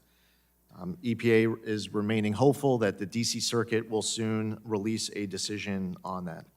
What about the NASC review process? Are y'all doing anything to ensure that any new standards allow manufacturing to thrive while protecting the environment? I mean, that's one of the most aggravating things to me in Congress is to hear the other side of the aisle say we don't care about the environment. Man, I was born and raised on the Georgia coast and lived there all my life. I love the environment. Don't tell me I don't love the environment and want to protect it. It's been important for us, one, to handle this backlog of state implementation plan requests that we inherited, to make sure that we are getting through that. That's why we created the Office of State Air Partnership as part of last year's reorganization. What we saw in the last administration was a very large rejection of state implementation plans in favor of a one-size-fits-all federal implementation plan. And furthermore, what we see is states being penalized for what have been international sources of air pollution. The state of Arizona, the state of Utah have already benefited from decisions that we made by pulling down the 179B guidance a year ago. And we're looking at other non-attainment zones where an area is being crushed, penalized for pollution that is caused by international sources, and that's not right. We have plenty of ideas on NAAQS reform. I know that this is something that you have plenty of ideas on as well. A number of the proposals that we know that you're advocating for, EPA has included in our list of priorities in modernizing the Clean Air Act. We look forward to working with you further on that. And one of those that you are alluding to is the CLEAR Act that I have. And of course, that'll make some statutory reforms to the NASC process and to make it more workable for manufacturers. In other words, and one example of that is to take the review from 10 years to 5 years and to the baseline that was lowered by the Biden administration from 12 down to 9, and the impact that prescribed burns. Right now in South Georgia, we've got wildfires that we're dealing with, and the particulate matter obviously is going to be higher during those times, and we need to take into consideration those things. Would you agree that reforms like this are common sense and would help EPA to conduct a more efficient NASC process?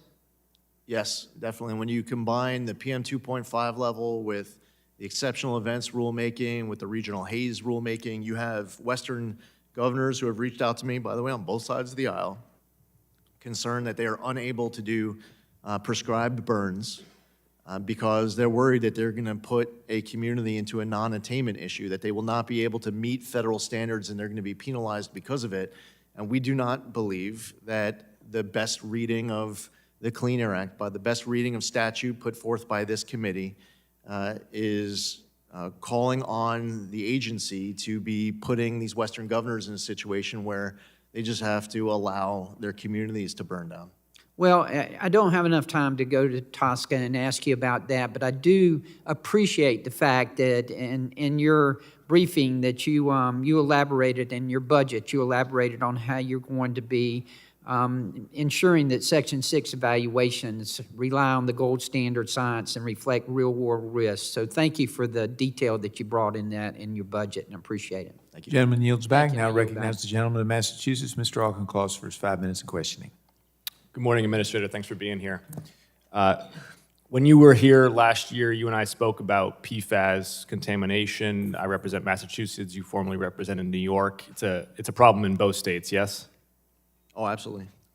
I recall that I was pressing you last year on the budget that would cut funding by $2.5 billion for the Clean Water and Drinking Water State Revolving Loan Funds. It's about 90%, which is used by municipal water supplies to remediate PFAS. And I was pressing you on that proposed cut because I don't know how we're going to remediate PFAS with a 90% cut to the principal program that mitigates it. And you responded that we were going to do it through technology.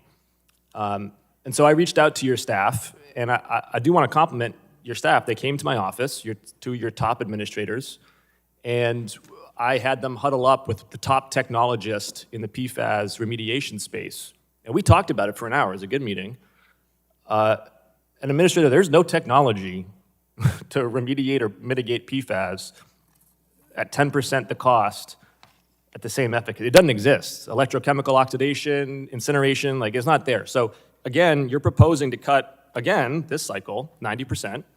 I've now talked to your top staffers. I've talked to the top technologists. The technology isn't there. So how do we get rid of PFAS in municipal water supplies? You agree it's a problem. I agree it's a problem. It affects your state. It affects my state. With 90% fewer dollars. So it's your position that there's no PFAS destruction technologies that merit any conversation here? There's tons. What I am saying is, at the point of production, yes. For dredge at landfills, yes. I'm talking about municipal water supplies to get to 4 to 8 parts per trillion. I mean, it was your staff and the top technologists. They were in my office. They were talking about this. It isn't there. So if you are a town in New York right now, one of the towns that you championed when you were a congressman for PFAS dollars, what are they going to do with 90% fewer dollars to get rid of PFAS? Well, first off, as I referenced earlier, what we don't do in our proposed budget is factor in how much you are going to want to raid the SRF for earmarks. That's a decision for you to decide to make. Now, I'm not weighing in on the merits, and I'm going to opine on what you choose to advocate for your district on. But at the same time, the president's FY27 budget proposal is not going to propose your earmarks for you. We're also not going to factor in set-asides. Your EPA plan for clean water is to hope that members of Congress earmark it? I'm not hoping that members of Congress are Sounds going like to you rate are. it. I know that members of Congress are going to rate it, and they've been doing it for a long time.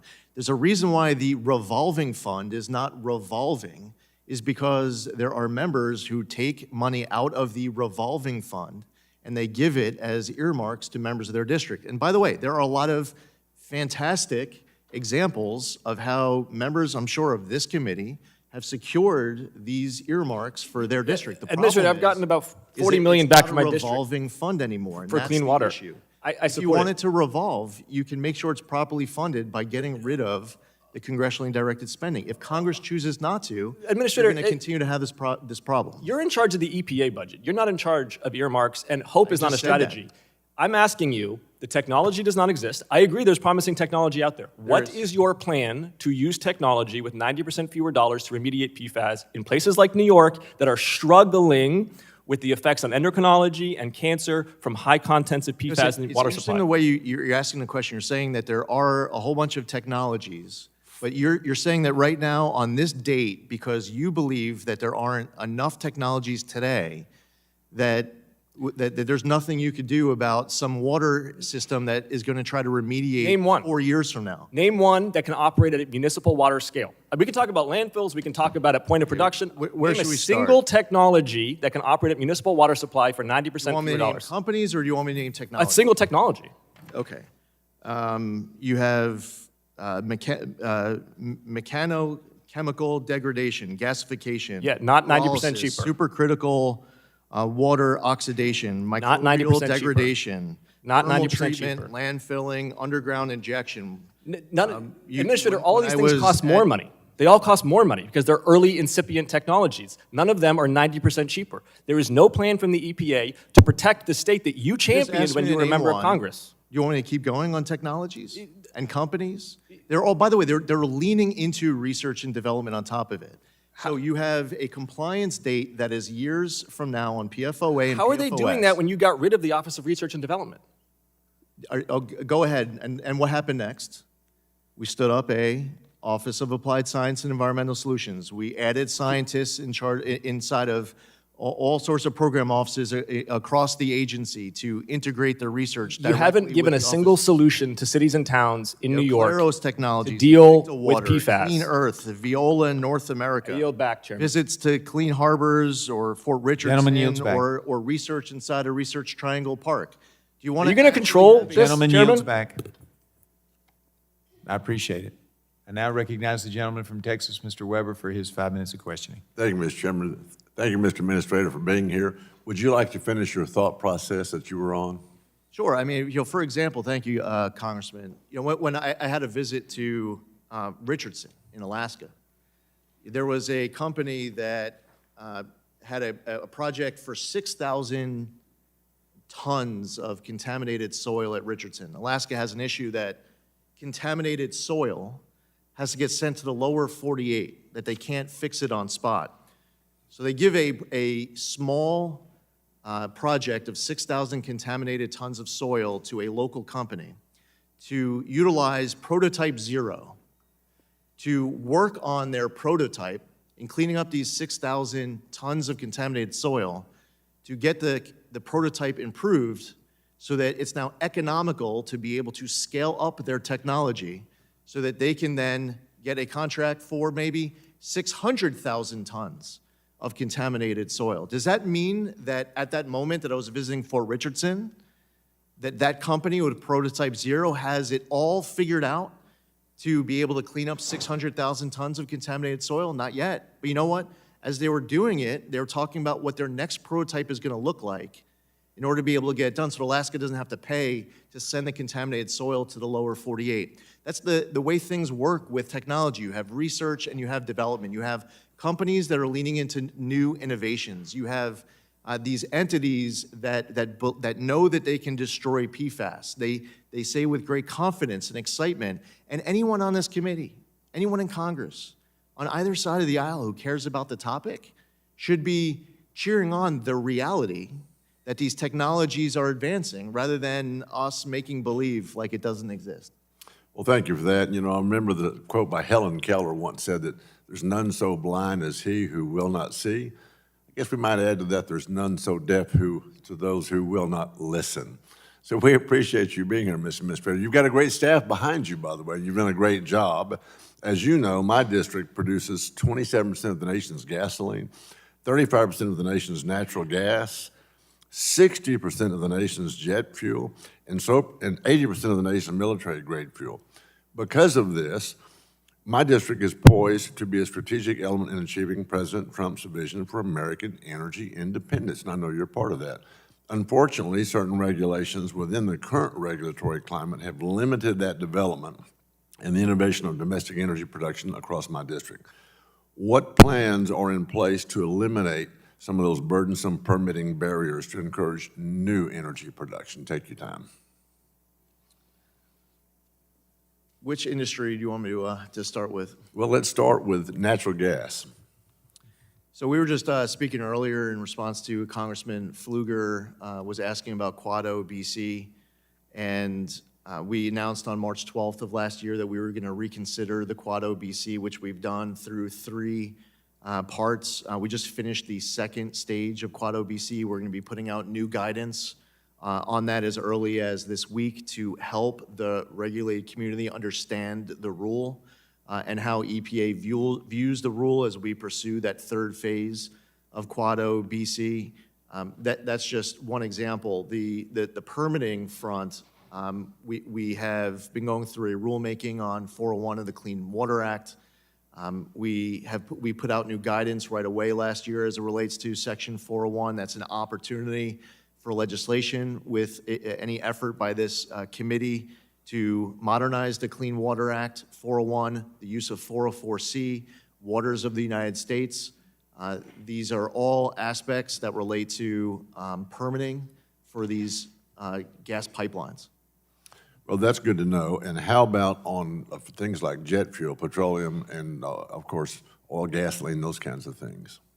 Sure. Well, actually, a lot of what I just stated applies to All of those that. industries I got you. as well.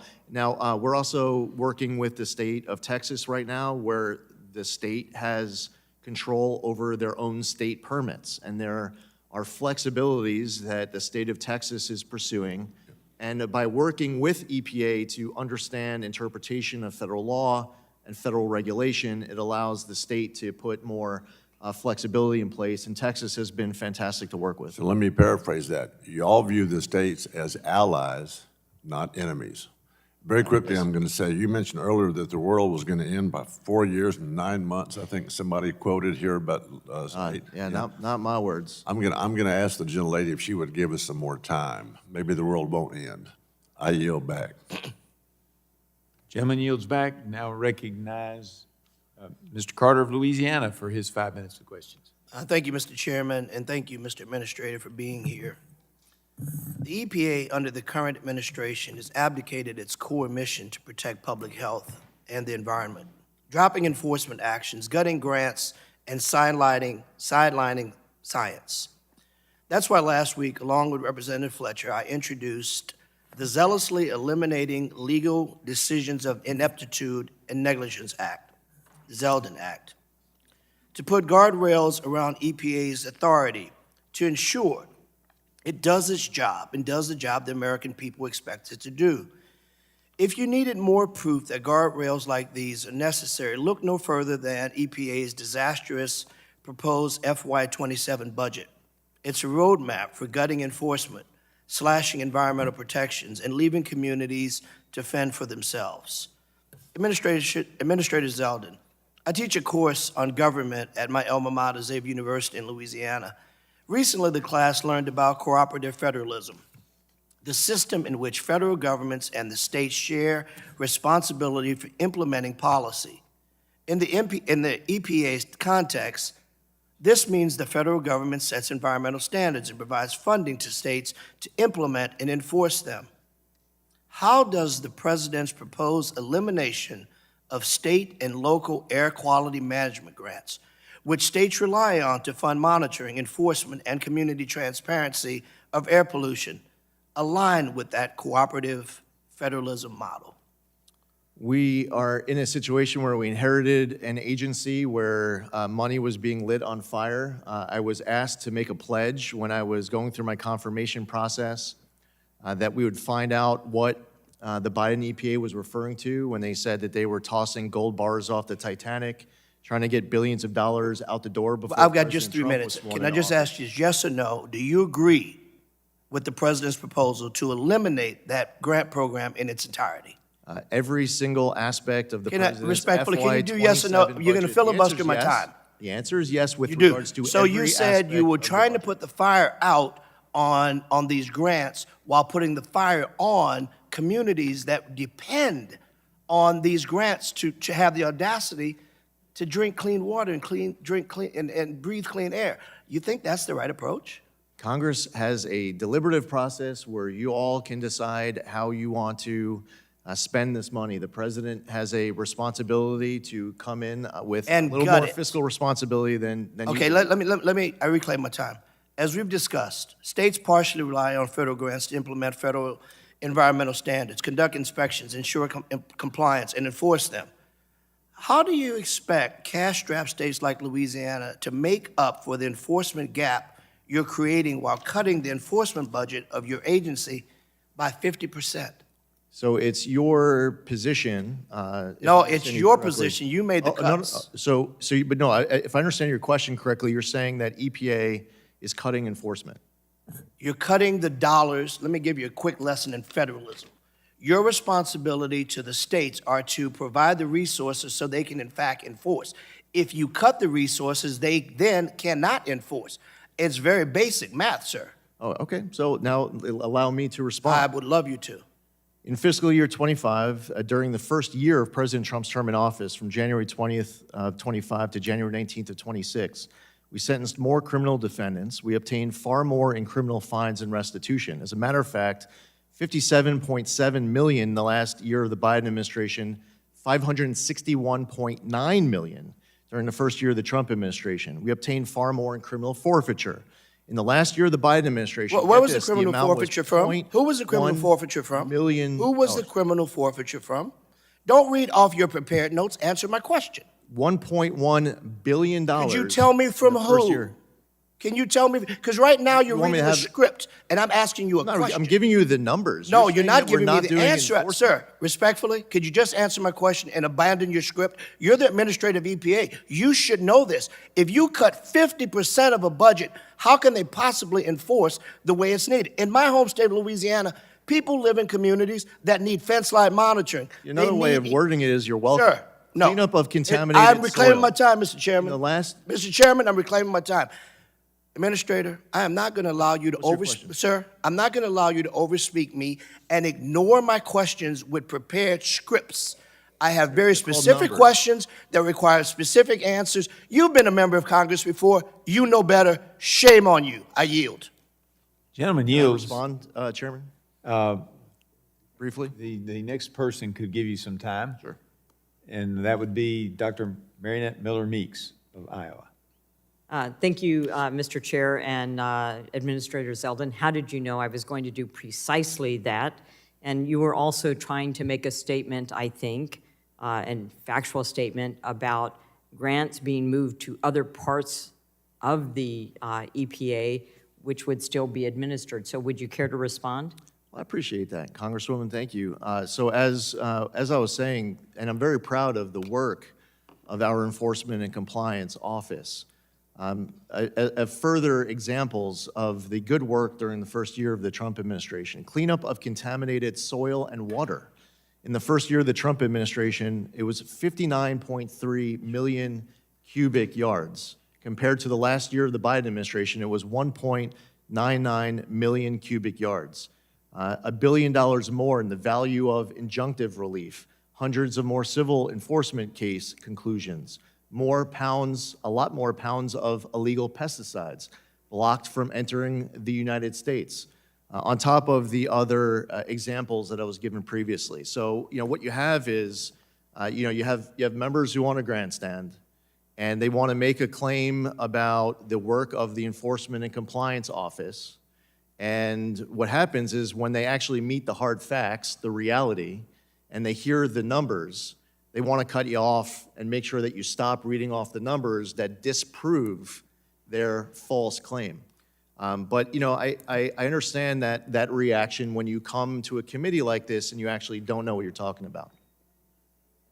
Most members read off scripts that are prepared for them, and most administrators do. And I remember questioning the last EPA administrator 2 years in a row with a Power Plant 2.0 rule and a tailpipe emission rule, both which reduced the generation of electricity as they increased demand of electricity, and asked if they knew how many passenger vehicles were on the road in the United States at the time. 2 years in a row, they did not know, and asked them if they knew how much power it took to power 100-mile charge for an electric vehicle. They did not know 2 years in a row.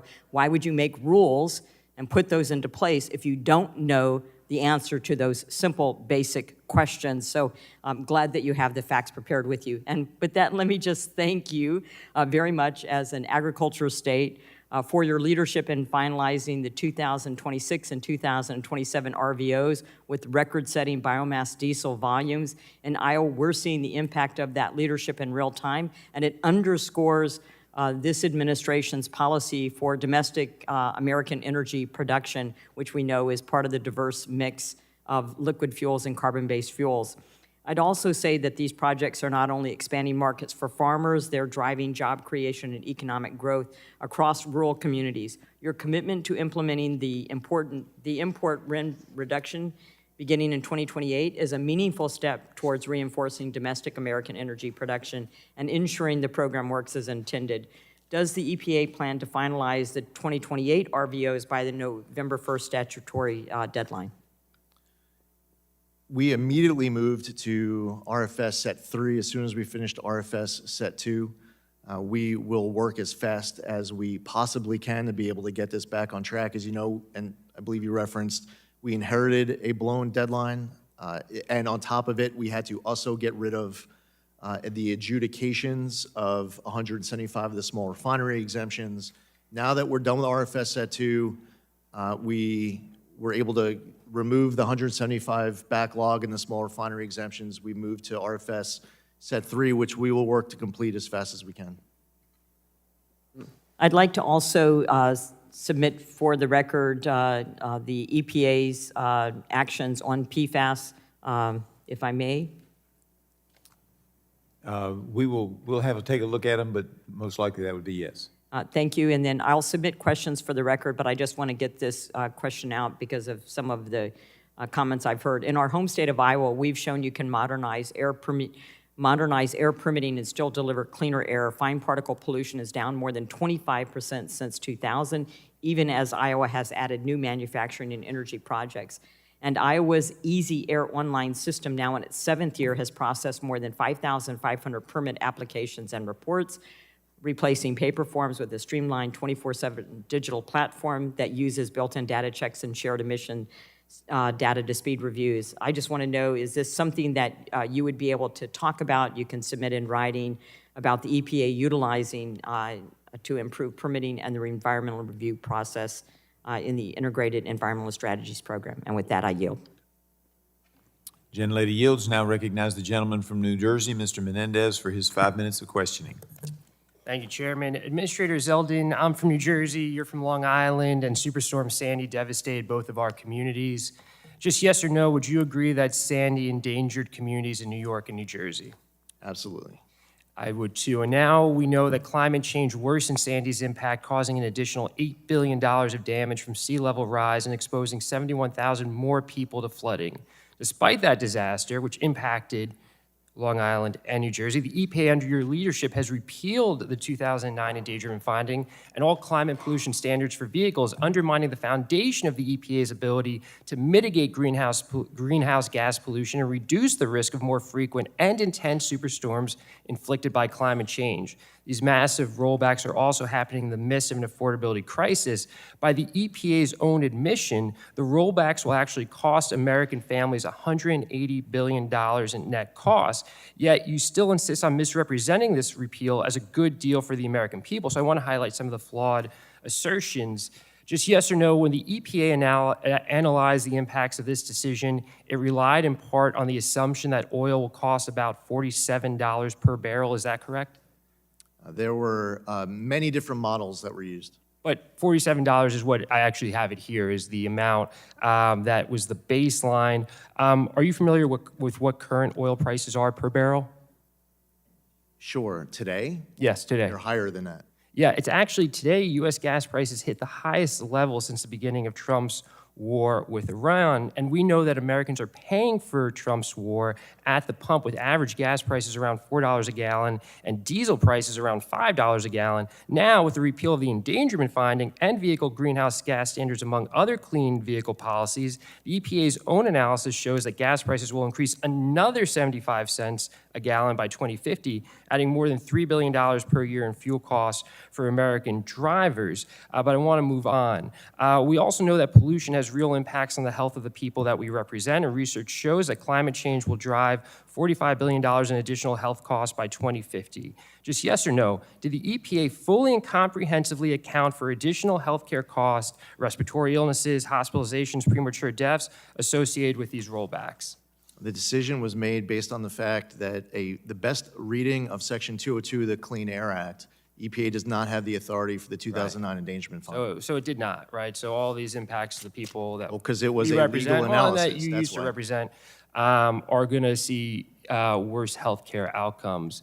And this comes on the back of last year when Republicans in the Trump administration cut $1 trillion from Medicaid and shift billions in SNAP administrative costs onto states and counties.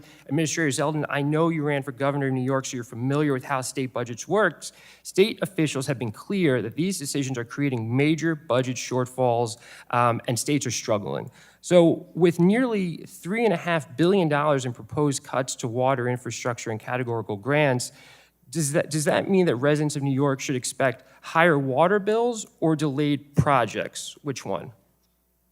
Well, it's interesting how you're posing the question. Because it's either or, right? Because you're cutting funding to energy states, prices? right? Well, You know what how would much do? What would energy you do if prices you- are up what- in what would New you do? Jersey What would you do if in you the were last governor? 5 What would years? you do if you were governor, right, of New York, which you ran for?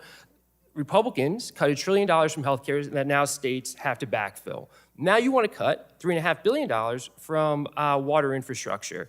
New York, I'm sure, has a ton of projects that are now either going to be delayed, or to do those projects, it's going to be on the back of New Yorkers, right? So which one is it, delayed projects or higher costs for residents of New York, the state you sought to represent as Right, so governor? the first part of that, as I've referenced earlier, is that the EPA, the president's FY27 budget does not factor in how much you're going to choose to raise the budget. Okay, and that's a point you've made That's before, so I'm going to point move one. on. I'm going to Point move on two is- because you've said other crazy asking stuff. your You question, why don't said you allow other me to stuff, crazy answer? stuff today. Okay, You don't want me to answer the your Biden questions, or you just want a administration, that the Biden administration.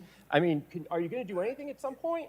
I mean, You ask a how question. many instances? You ask do a you question, have give me an have opportunity to him- answer.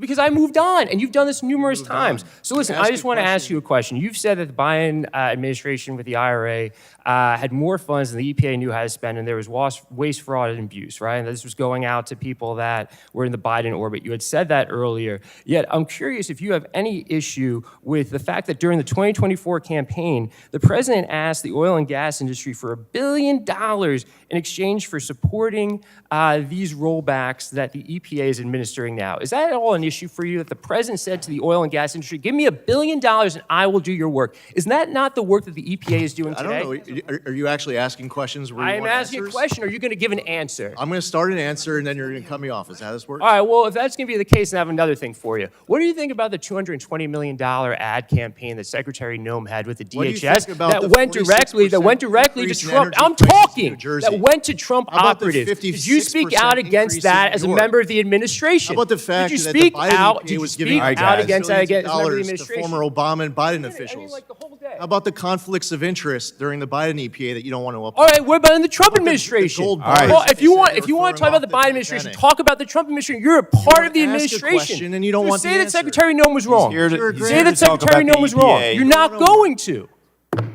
You don't want to work with the agency. Mr. Zeldin. Thank you. Mr. Zeldin is here to talk about the EPA, not other matters. At the same time, if it's related to the EPA, and you certainly can ask, but he also has a right to answer the question. So let's try to be a little more civil on all parts. Gentleman yields back. Now recognize the gentlelady of North Dakota, Ms. Fedorchak. Thank you, Mr. Chairman. When my first day in office, I wrote a letter to President Trump and Secretary Burgum, imploring them to focus on 20 onerous Biden-era regulations that directly attacked energy producers. These regulations forced Americans to pay a lot more for their energy and left them much more vulnerable. Those 20 regulations, of those 20, 17 have been repealed, withdrawn, or vacated, or are being worked on.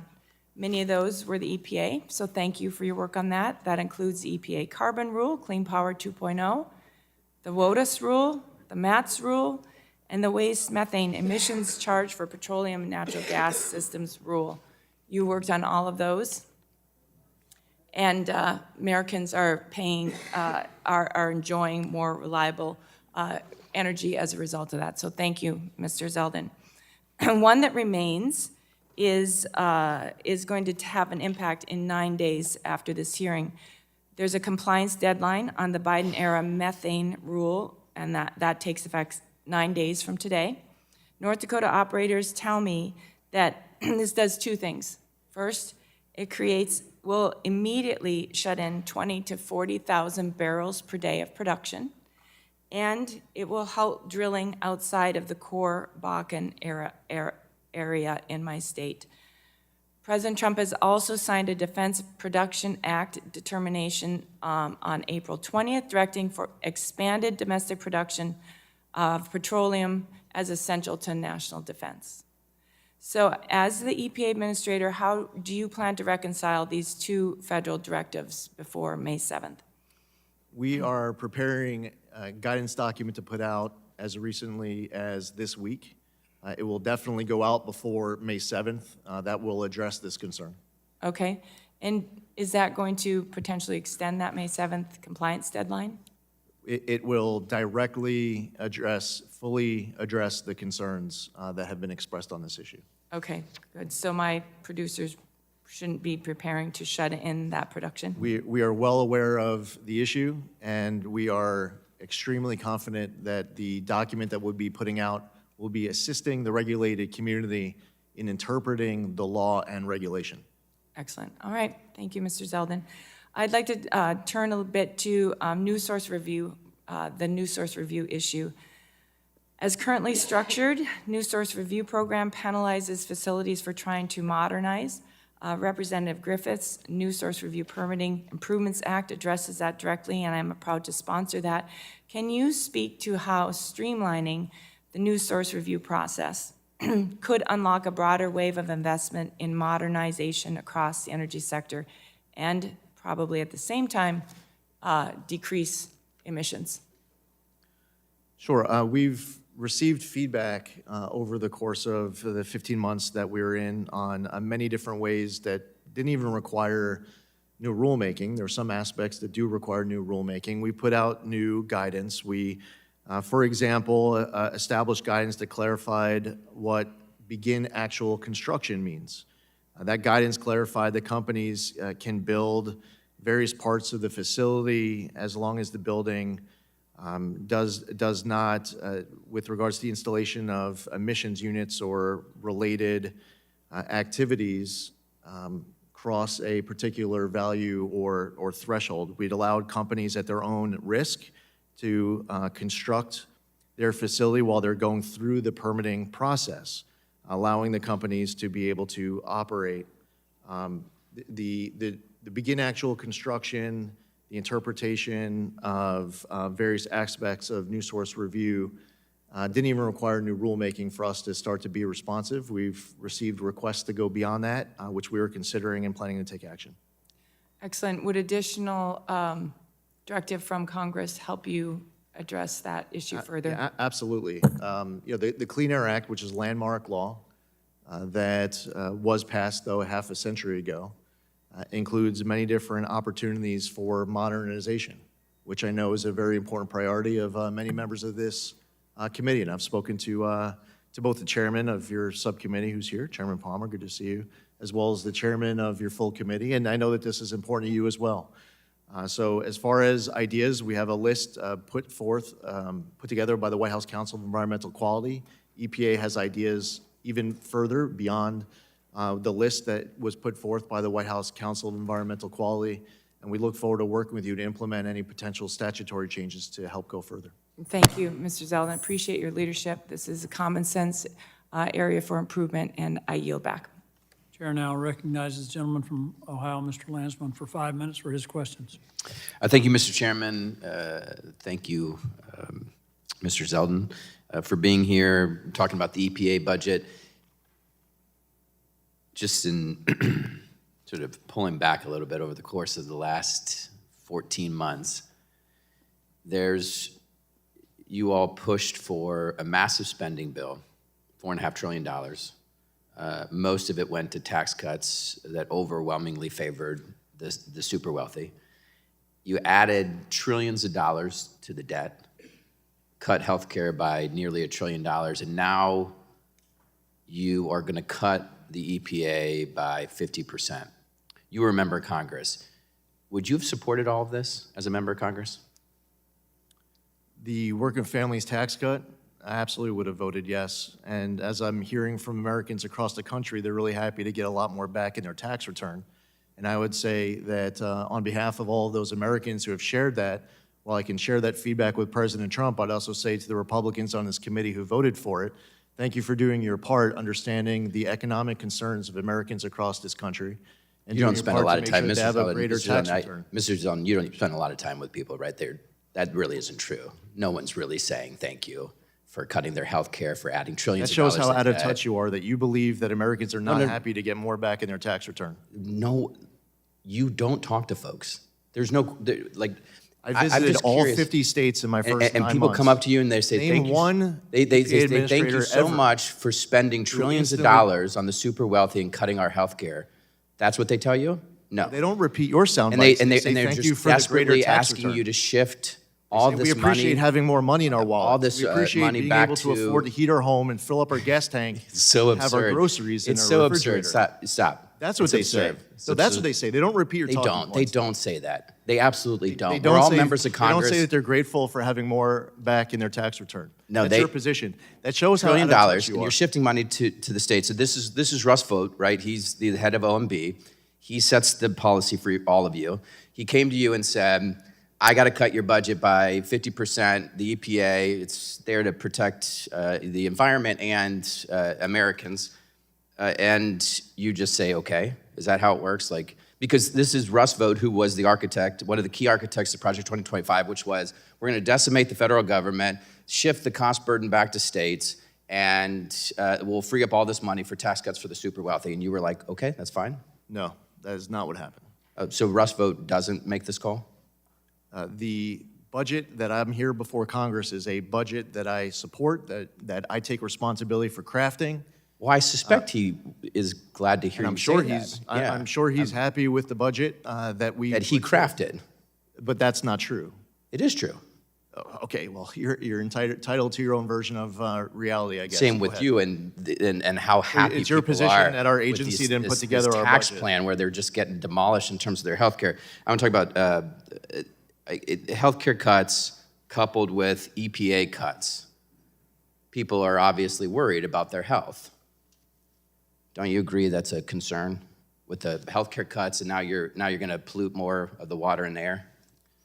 Actually, the feedback that I get is that people are happy that we Where's have an this agency feedback that coming from? applies I don't like. So it's America. When you actually get Yeah, yeah. out and you travel the Oh, country, it's- and I've been to all 50 states across this country, and when I travel, I get an opportunity to hear feedback from Americans. You who touch want ground and you us talk to people, and to they're apply just common they're running sense. up to you and they're just They want saying, us to "Thank you heed so their much for cutting the economic EPA. Thank you They want so us to much both for protect the cutting our environment health and care. grow the We are economy." so glad that trillions of dollars are going to the They richest don't want us people to in this get country. rid of entire sectors of our economy through regulation. They're happy when they They're- have consumer choice. They're This is thrilled very- when this they is- know it's quite- the it's stop quite alarming. is going to get removed. That they want manufacturers. So to last build the question. car they want rather Last than question. the ones They that do. you demand. Yeah, the That's the manufacturing feedback that I hear from decimated. Americans. Yeah. All right, last question. The data centers. Talk about the analysis you've done on the pollution, water, air, noise.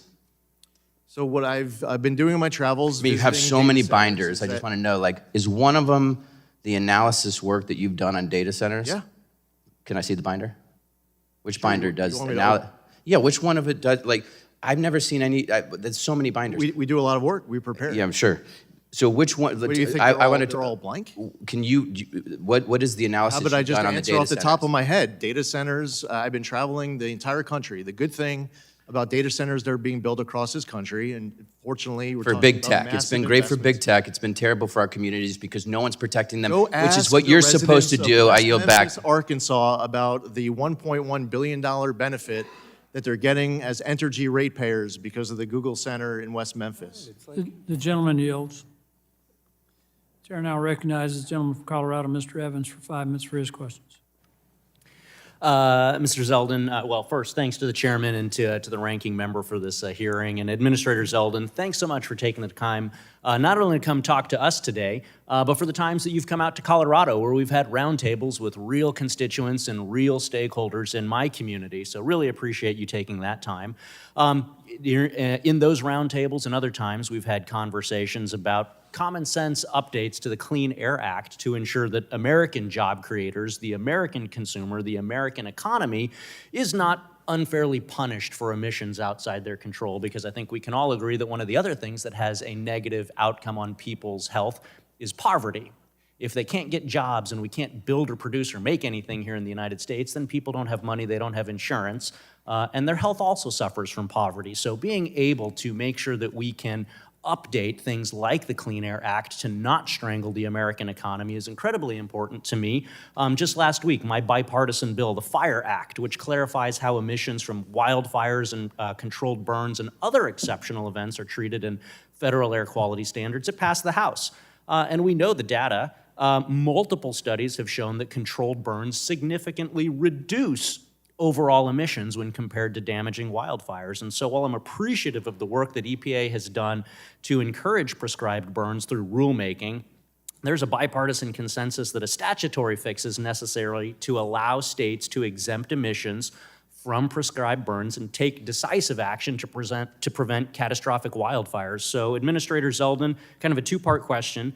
Do you believe that the Fire Act will increase the use of prescribed burns in the United States?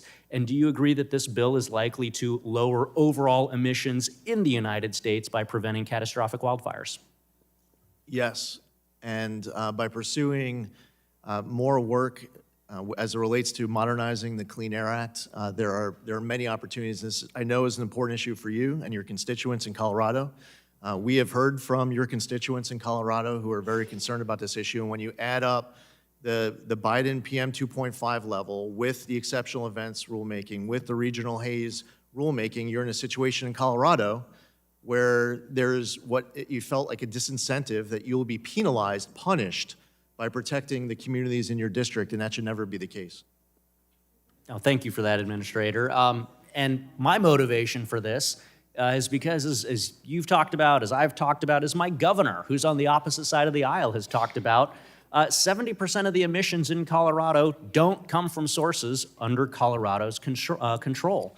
And one of the other consequences of being in a non-attainment area, even though over 2/3 of the emissions come from outside of our control, one of the other problems is reformulated gas. This is a mandate under the Clean Air Act. Reformulated gas costs about 40 cents more per gallon, not my data, my governor's data point, and it reduces ozone emissions by 0.1 parts per billion in terms of emissions. So, Administrator, I know that the EPA has the authority to grant a reformulated gas waiver, and this would keep my constituents from having to pay 40 cents more per gallon for a 0.1 part per billion reduction in ground level ozone. Is that something that you and your team will commit to providing serious consideration around, that RFG waiver for Colorado for summertime ozone? Yes. Thank you. Last question, Mr. Administrator. Last month, I was honored to welcome Chairman Guthrie, Chairman Palmer, several other members of the Energy and Commerce Committee to my district to tour Suncor. They run the last 2 small refineries in the state of Colorado. Those 2 refineries provide a third of the gasoline, a third of the jet fuel, half the diesel fuel in the state of Colorado. And as small refineries, they currently benefit from the Small Refinery Exception Program, which is administered through the EPA, but they are struggling under the crushing weight of state regulations in the state of Colorado. And so, do you believe that refineries operating in states with heavy, exceptional state regulations like Colorado, should small refineries like that be considered for regulatory relief at the federal level to protect essential energy infrastructure from shuttering? While I can't speak to an individual small refinery exemption request, it is very important for there to be full transparency, following the law strictly. There's plenty of court cases that are going on, so honoring the decisions that are set by court and making sure that we are working closely with those applicants, including applicants that come in from Colorado, to make sure that their requests are adjudicated fairly and factoring in certain elements that you just included in your remarks. Thank you, Administrator. Yield back. Gentleman yields. Okay, can I let the wave-ons go first? Okay.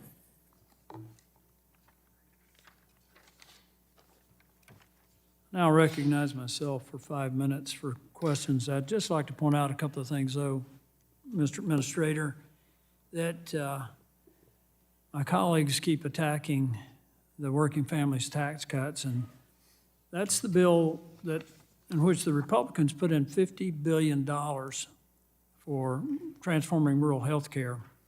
There are whole areas of the country where women expecting a child might have to drive an hour, hour and a half just to see an OBGYN, and every one of my Democratic colleagues voted against it. There are 51.4 million senior citizens on Social Security didn't have to pay any income tax on their Social Security, and every one of my Democratic colleagues voted against that. There are people working in the tip economy, single moms that saw a tax cut, sometimes approaching $2,000, some more than that they could use to buy school supplies for the kids, maybe repair a car or get better housing, and every one of my Democratic colleagues voted against that. The middle 60% of income earners saw the largest after-tax income increase, raised take-home pay significantly for those, and every one of my colleagues voted against that. Now I want to get back to the purpose of the hearing. It's in your proposed budget, the EPA requests $1.7 million to implement the Good Samaritan Remediation of Abandoned Hard Rock Mines Act of 2024. Can you tell us a little bit more about that program?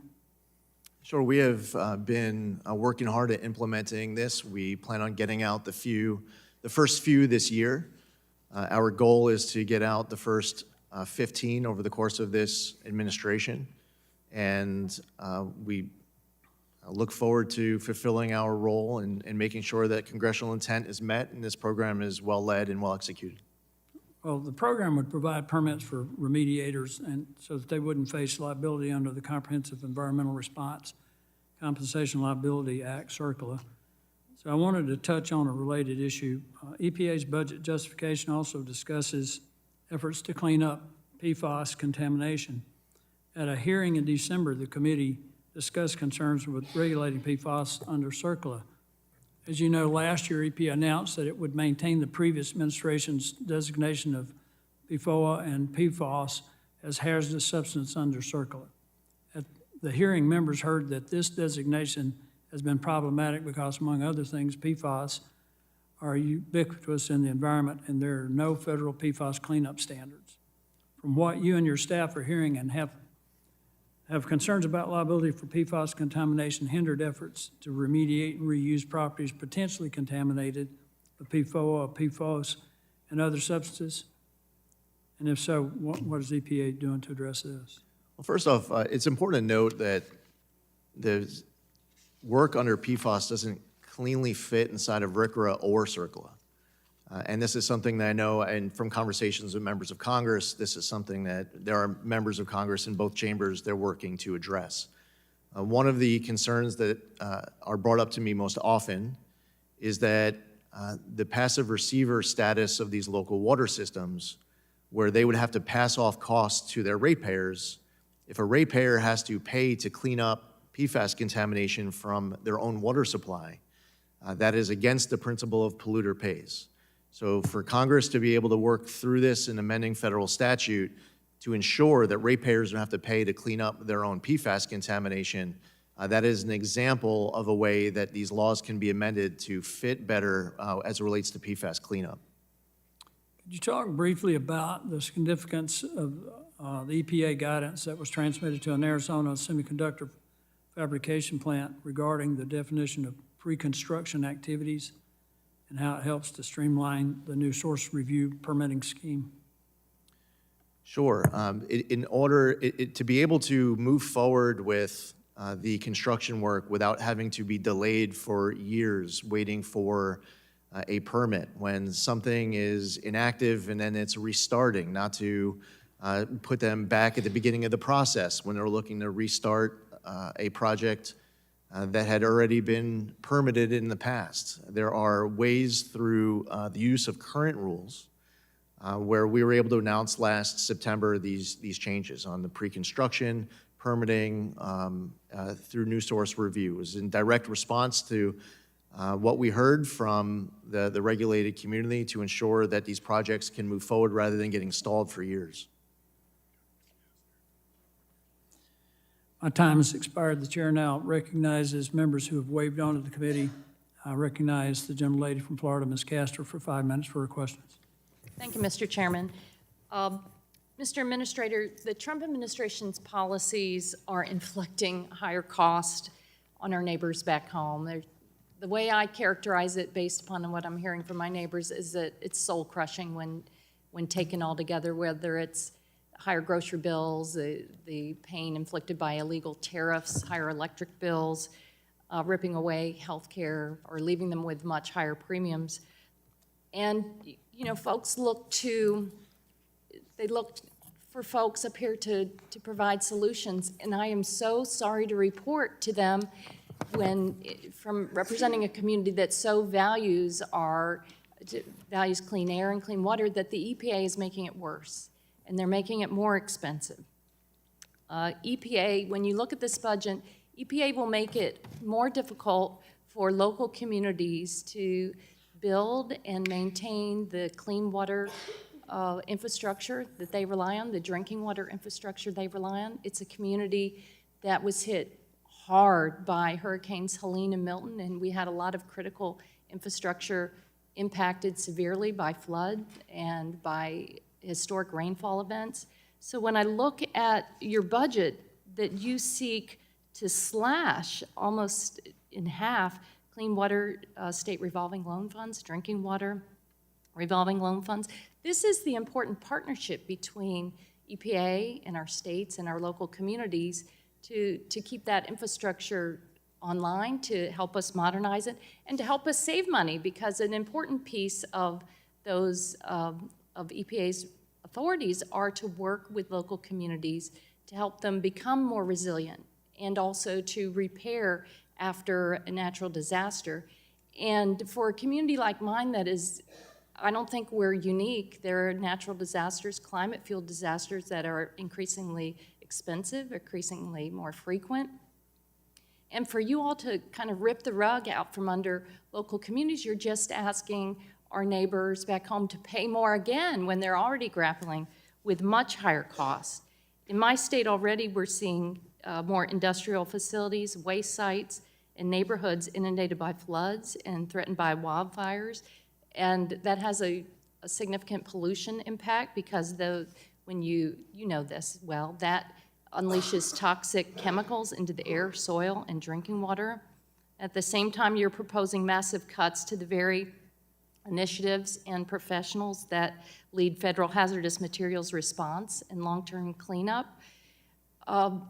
Folks used to be so proud of the EPA. They used to rely on the EPA because they were the folks who were there after a storm to help them rebuild, and now that work is even harder after 4,000 EPA professionals have been doged or fired. It's so difficult to watch what the Trump administration is doing. You're unleashing all of this pollution. You're making the heating of the climate worse and more expensive. And then when we suffer these costly natural disasters, you're ripping away the help that we need to recover and repair and to save taxpayers money by building more resilient infrastructure. It's kind of like what you're doing with health care. You rip health care coverage away from people, and at the same time you're making lives less healthy by allowing more toxic chemicals in the air, in the water, in the food we eat. I just urge you to make a course correction. Make a course correction that, for the sake of our country, for the sake of our pocketbooks, for the sake of our kids. We want to restore the pride that we had in our environmental laws and not cut them and side with polluters every single time. And I also need to correct the record, because it is not true what you said before, that that you are a stalwart in upholding and our environmental laws. I know you had a little conversation with my colleague from Louisiana. You're not being straight with people. And I'll submit this for the record, Trump's EPA issues record low legal actions against polluters, watchdog group fines. You said that a lot of the 1.16 billion in civil penalties and criminal fines were your initiative. That's not true.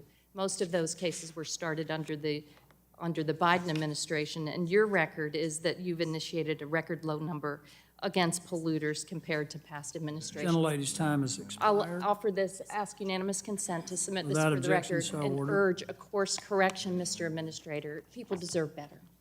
Chair now recognizes the gentleman from New York, Mr. Langworthy, for 5 minutes for his questions. Well, thank you very much, Mr. Chairman. Administrator Zeldin, welcome. It's great to have a fellow New Yorker testify before the committee because you understand something many in Washington don't, in that there is a real disconnect between what activist politicians in states like New York promise on paper and what families and businesses are dealing with on the ground. New York continues to brand itself as a national climate leader under policies like the Climate Leadership and Community Protection Act, which I know you're very familiar with. But the targets embedded in that law, 100% zero-emission electricity, aggressive electrification mandates, and rapid phase-outs of traditional fuel, are increasingly colliding with reality. Your agency's efforts over the past year to streamline new source review permitting, bringing greater clarity and predictability to the Clean Air Act implementation and revisiting overly stringent particulate matter standards are helping to push back on policies that go beyond what is achievable. And likewise, steps to ensure federal rules do not unintentionally reinforce state-level mandates that limit fuel choice or undermine grid reliability are critical for constituents like mine in Western New York and in the Southern Tier, and I'm very grateful that we have a friend and ally at the EPA that knows and understands my district. Administrator Zeldin, how is EPA working to restore balance in protecting air quality and environmental standards while also making sure that we're not driving jobs and investment in manufacturing out of states like New York through unworkable regulatory burdens? Well, thank you, Congressman. Well, first off, it's important for us to follow the best reading of the law. That's our requirement. And if Congress chooses to amend the law, then we'll follow whatever Congress chooses to amend that law to. When the American public voted for President Trump and Republicans in November of 2024, they were putting forth a Trump mandate of wanting an agency like EPA to apply common sense, to strike a balance of protecting the environment and growing the economy. They saw an agency that felt like in order to protect the environment, we have to target entire sectors of our economy for extinction. They want more reliable, durable baseload power. They want to unleash U.S. energy dominance. They want to bring back and empower the American auto industry while also protecting the environment. So what you'll see on the other side of the aisle is you'll have members who will want to ignore the fact that on the 1-year anniversary of President Trump's term in office, we released a list of our top 500 environmental actions. Not once have any of your colleagues on the other side of the aisle who claim to be so concerned about protecting the environment, do they want to even acknowledge all of the good work of our dedicated career staffers at the agency. All those scientists who have been there for 20, 30 years, who have secured so many wins. Everything that we've done with tackling the decades-long Tijuana River sewage crisis, or responding to the LA wildfires, or increasing water quality standards across 30-plus miles of the Delaware River Basin. How can you be that concerned about protecting the environment when you want to make believe that this list doesn't exist? And I appreciate the fact, Congressman, that you have been so strong in advocating that we strike that balance, that we protect the environment and grow the economy, proving that we can do both. Well, thank you very much. You're doing a stellar job at the agency. Going to, my district has Cummins Engine, a very large driver of manufacturing. What is EPA doing to provide regulatory certainty for heavy-duty truck and engine manufacturers so that they can continue to invest and hire and operate in states like New York without being driven out by conflicting and unworkable requirements? Sure. Well, one is that we believe that manufacturers should be making what customers want, what customers demand, as opposed to what politicians and bureaucrats demand. We've seen these mandates coming out of the Biden administration, coming out of states like California, trying to bend the vehicle market to ideological whims, to try to achieve climate goals. And as a result, people are paying more for vehicles. They have a situation where manufacturers are building vehicles that just sit on lots and they aren't wanted. And I commend Congress for removing the electric vehicle mandates with the 3 Congressional Review Act actions that were taken last year. I commend this body, that all of the Republicans on this committee who have engaged our agency to make sure that we're promoting consumer choice, that we are understanding the need to apply common sense, that we protect the environment and grow the economy, that we achieve both on behalf of your constituents. And I'm grateful for your advocacy. Thank you. I wish I had more time, and I yield back, Mr. Chairman. Gentleman yields. The chair now recognizes the gentlelady from Texas, Ms. Fletcher, for 5 minutes for her questions. Well, thank you so much, Mr. Chairman, and thank you, Ranking Member Tonko, for allowing me to wave on to this hearing to follow up with Administrator Zeldin on some critical issues very important to the people that I represent in Houston. And Administrator Zeldin, when you appeared before this committee last year, we spoke about the vital role that EPA's Region 6 lab in Houston plays in keeping people in our region safe. And you committed to working with me to maintain a presence from this lab in Houston. So I just want to revisit that conversation and follow up on it. It is a question that I have asked every EPA administrator that has come before me in any committee I've served on in the time I've been in Congress, because in 2019, EPA announced that it would close the Region 6 Houston lab and relocate its employees to a location more than 400 miles away in Ada, Oklahoma. And I know, Administrator, at the time we talked about this last year, there was a lot coming at you. So I'm hoping we can follow up and talk a little bit more about the process and where you are and where the EPA is in that process.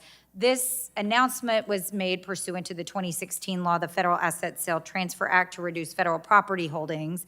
And I also submitted some questions for the record after that. And, you know, unfortunately, I'm sorry to say, I don't think that I was able to get the information I need. So I'm hoping that you can give me and the people I represent a little more clarity today. And, you know, just really show us that EPA is going to continue to work with us on this in terms of keeping our community healthy.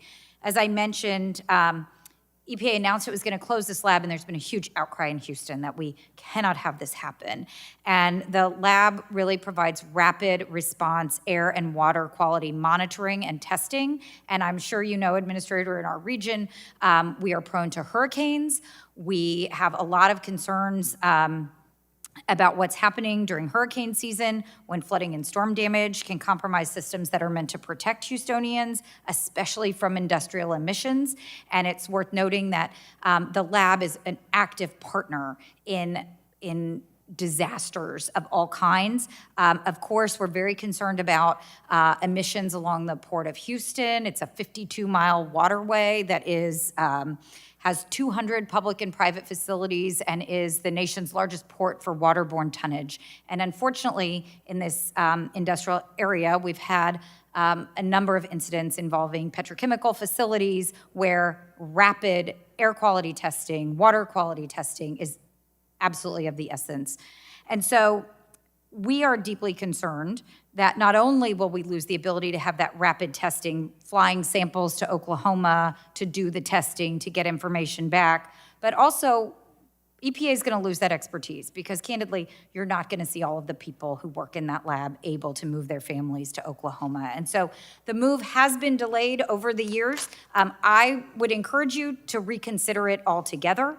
But I know when we talked last year, we talked about the idea that EPA is committed to keeping a presence in Region 6, in the lab in Houston, even if it closes the existing lab. Now, the existing lab is still working, and I would like to keep the lab open indefinitely. But can you confirm for me today that EPA will fulfill its commitment on keeping a presence from Region 6 lab in Houston for the reasons I just discussed and more? Well, as you pointed out, it's a 2009 notification that EPA sent to congressional appropriators to relocate Houston to Ada. It was reaffirmed in 2022. Employee relocation associated with the consolidation is targeted to begin in 2027. I can commit that EPA will maintain employees in Houston to support emergency response, criminal investigations, and other operational needs. The completion of the Ada project is contingent on the agency receiving FY 2027 building and facilities appropriations at historically comparable or higher levels. EPA will complete the environmental due diligence process for the Houston laboratory as part of the transition and lease exit. And as you pointed out, this is something that started several years ago before we got here. And in moving forward, I can commit, though, that EPA will maintain a presence in Houston as it relates to the functions that I just stated. Thanks, Administrator Zeldin. I'm going to run out of time. You know how this works.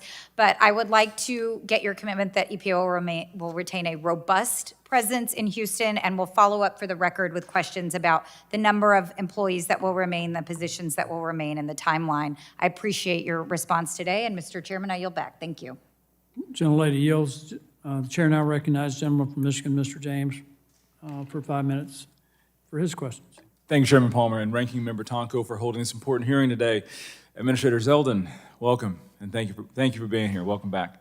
It's an honor to speak with you at a time when the conversation around energy, manufacturing, and environmental stewardship is so important, not just for Michigan, another Great Lakes state, the Great Lakes state in my opinion, but for the entire country. Let me start with something we all agree on. Clean air and clean water are non-negotiable. They are fundamental to the health, safety, and prosperity of the American people. There is no trade-off there, and there should never be. But we also know something that doesn't get said as often. The United States, and especially states like Michigan, manufacturers and producers of energy, we make it cleaner and safer and more responsible than anyone else in the world. That's a competitive advantage. We should be leaning into that competitive advantage, not regulating our way out of existence. Over the past several years, we've seen a growing trend from the previous administration, from the Whitmer administration in Lansing, toward theoretical one-size-fits-all regulations that look good on paper, but they don't work in the real world. These mandates too often strangle businesses, delay projects indefinitely, and make it nearly impossible to build, invest, and innovate right here at home. At the time when we're competing with China, who's not playing by the same environmental economic rules, the last thing we should be doing is tying our own hands. If we push production overseas, we will not reduce global emissions. We just outsource them along with American jobs and leadership. That's why I want to commend your administration, sir, for taking a different approach, one that recognizes the need for realistic regulations, regulations that protect our air, protect our drinking water, yes, also respect the ability of American workers, manufacturers, and builders to actually get things done and keep prices low. We need a framework that prioritizes outcomes over ideology, one that reduces frivolous litigation, cuts through unworkable mandates, and restores a sense of balance so that we can build again in this country. At the end of the day, we can protect our environment and grow our economy. In fact, we have to do both. And it's best when we trust Americans, when we trust American innovation, when we trust American workers, and we use common sense. Administrator Zeldin, thank you again for being here and for your leadership. We look forward to working together to ensure that America remains both the cleanest and the strongest economy in the world. So my first question, Section 111 and reducing barriers to reliable and affordable energy. My home state of Michigan, high energy costs threaten families and industries alike. You pledged to reconsider regulations that limit the production of reliable and affordable energy. For example, I've heard from producers in Michigan that it can be more cost-effective to flare excess gas than to build a new pipeline. Do you believe that overly burdensome regulations are driving up the price of electricity, sir? Absolutely.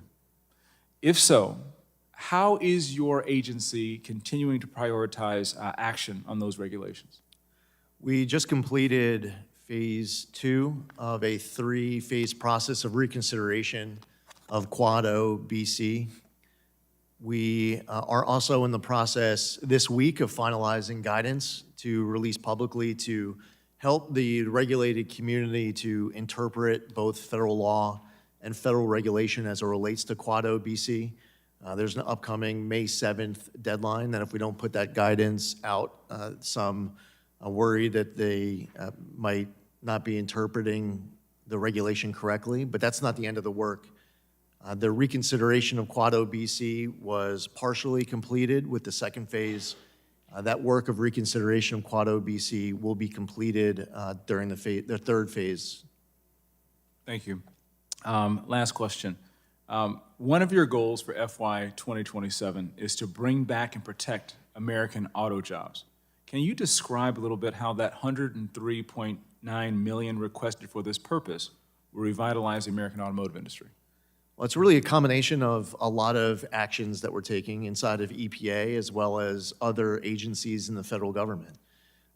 Working with Congress, Congress passed 3 congressional review acts to revoke Biden EPA waivers to the state of California. And you were one of the key leaders here in this chamber to make sure that this was done to protect the American auto industry, to revoke the California electric vehicle mandate, passed, signed into law. You saw an announcement with the Secretary of Transportation to reconsider CAFE standards. Just a couple of months ago, EPA announced the rescission of the 2009 endangerment finding, all the greenhouse gas emission standards on light, medium, and heavy-duty vehicles, as well as all off-cycle credits, including that almost universally despised start-stop feature. We are going through our NOx 2027 rule, whether it was the right to repair guidance or its rolling back DEF requirements. There's so much that we have been doing under President Trump's leadership to make sure that we're delivering on that Trump mandate that the American public voted for. And in so many respects, especially as it relates to the Congressional Review Act, we wouldn't be able to do it without your leadership. Gentleman's time has expired. Chair now recognizes the gentlelady from New York, Ms. Ocasio-Cortez, for 5 minutes for her questions. Thank you, Mr. Chairman, and good afternoon, Secretary Zeldin. This week is a big week in the Supreme Court and Congress regarding considerations of glyphosate. Glyphosate is the active ingredient in the herbicide Roundup, which is produced by Bayer, the multi-billion-dollar foreign chemical company that also owns Monsanto. It's used on hundreds of millions of acres of farmland in the U.S., including corn, wheat, soybeans, and even almonds. And glyphosate is even used to dry out crops before they are harvested. Correct, Administrator Zeldin? Correct. Thank you. Glyphosate is also internationally recognized as likely carcinogenic to humans, with particular links to non-Hodgkin's lymphoma. In fact, tens of thousands of lawsuits in the United States, many issued by farmers with high exposure, have been filed against Bayer for failing to warn them about the cancer risk of exposure. Now, interestingly, Administrator Zeldin, on February 18th of this year, President Trump released an executive order to increase the production of glyphosate in the United States, correct? Yes. And not only did that executive order call to increase the production of glyphosate, it also called for legal immunity for Bayer from the tens of thousands of Americans who are seeking justice in court for their toxic exposure. Now, Secretary Kennedy was here a couple of weeks ago, and when he was asked about glyphosate and the rollbacks against protections against toxic chemicals, he said that we would, quote, have to ask Lee Zeldin about that. So, you're here before us today. Administrator Zeldin, have you ever participated in a meeting with Bayer where you discussed the legal or litigation issues that the company was facing? No, I never did. Okay, I have My meeting with them was very brief, and that topic did not come up. All right, are you aware of any outreach that they would have in your agency about this? I could say that I directly had a brief meeting. Okay. But it was a brief meet and greet, and that topic did not come up. Thank you. Mr. Chair, I'd like to submit EPA visitor logs from July 7th, 2025 to the committee. Without objection, so ordered. And you're certain they didn't bring up anything regarding your work? I'm telling you, 100%, absolutely. Maybe there was some brainstorming that was done beforehand of potential topics. Are you aware of any? That topic was not brought Are up. you aware of anything brought up to any members of your staff or your team? Your senior team? I am not aware of that, no. Okay, I would like to submit to the record some internal emails from the EPA that I have acquired via a Freedom of Information Act submission. Without objection, so ordered. We have documentation here, emails from your senior advisor for Agriculture and Rural Affairs saying that you were meeting with the Bayer CEO last year. He said in these emails that they will be bringing up some legal/judicial issues. More specifically, in this internal email in your EPA, it says that Bayer was specifically seeking to and discussing Supreme Court action. They will want an update on EPA's regulatory review, and that, interestingly, Bayer will provide a small thanks for updating the glyphosate webpage from the EPA and work on MAHA. Do you have any idea what they might have been referring to in this email? Well, first off, as I mentioned a few minutes ago, it's possible that the team was doing brainstorming of potential topics. Okay. As somebody who actually attended the Thank you. meeting. I'm sorry, I just have 40 seconds. I'm not trying to be rude. This glyphosate update that they're referring to seems to be correlated to the EPA agency withdrawing its support for California's cancer warning on glyphosate. Now, this is important because 5 days after the EPO this year, Bayer filed their opening brief to the Supreme Court, citing Trump's executive order and hinging their case on the EPA's warnings or lack thereof of glyphosate. So we have internal emails from your agency saying that Bayer wanted to thank you and your agency for removing support for California's warning because their case before the Supreme Court right now hinges on you not warning the American people and withdrawing your support on glyphosate. Do you understand the conflict of interest that is before the American people right now, Mr. Secretary? I understand. The gentlelady's time has expired. You mind if I respond, Thank you. Chairman? The gentleman may respond. Okay, so right now, EPA is completing an assessment due in 2026. And I understand this is a very important topic for many people in this country. This review that the EPA is being conducted, my guidance to dedicated career staffers, and then we have people who've been there for 20, 30 years, is that I don't want to It's taking a while, Secretary Zeldin, because let me answer. the Supreme Court is going to be making decisions this week, and Congress is voting this week on legal immunity. Okay, but you made your point. Now, I'm asking, do you mind if I answer? This is an important part of this that I'm sure you also care And I about. think the timing gentleman's time is has also very important, Secretary Zeldin. The gentlelady's time has expired. Thank you. Should I complete my answer or no? Mr. Administrator, you can respond in writing. Sure, okay. Chair now recognizes the gentleman from California, Mr. Mullen, for 5 minutes for his questions. Thank you, Mr. Chair, for allowing the wave on. Thank you, Administrator Zeldin, for being here today. So today, our water infrastructure is in crisis.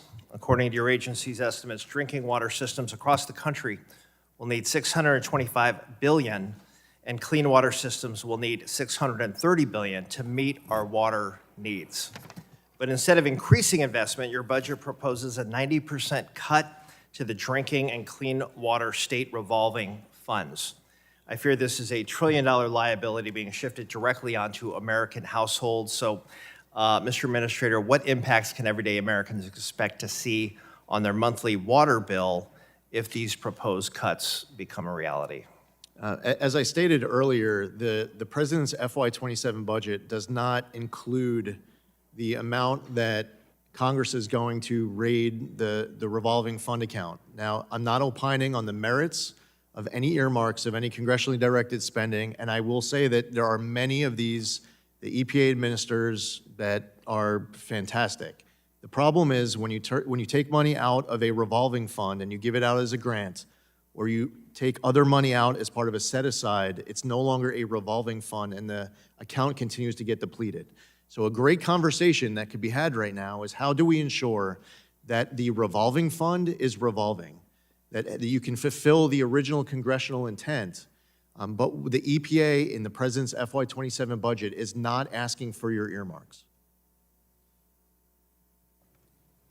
Appreciate that. Let me just say we need investments in this area and not cuts to these programs. We can continue that conversation. But I'd like to also highlight an issue in my district. I know your territory is sprawling, but this is an important issue in California 15 at the Muscle Rock landfill in Daly City. This is a landfill on the Pacific Ocean that closed decades ago, but is now facing severe erosion issues due to stronger storms.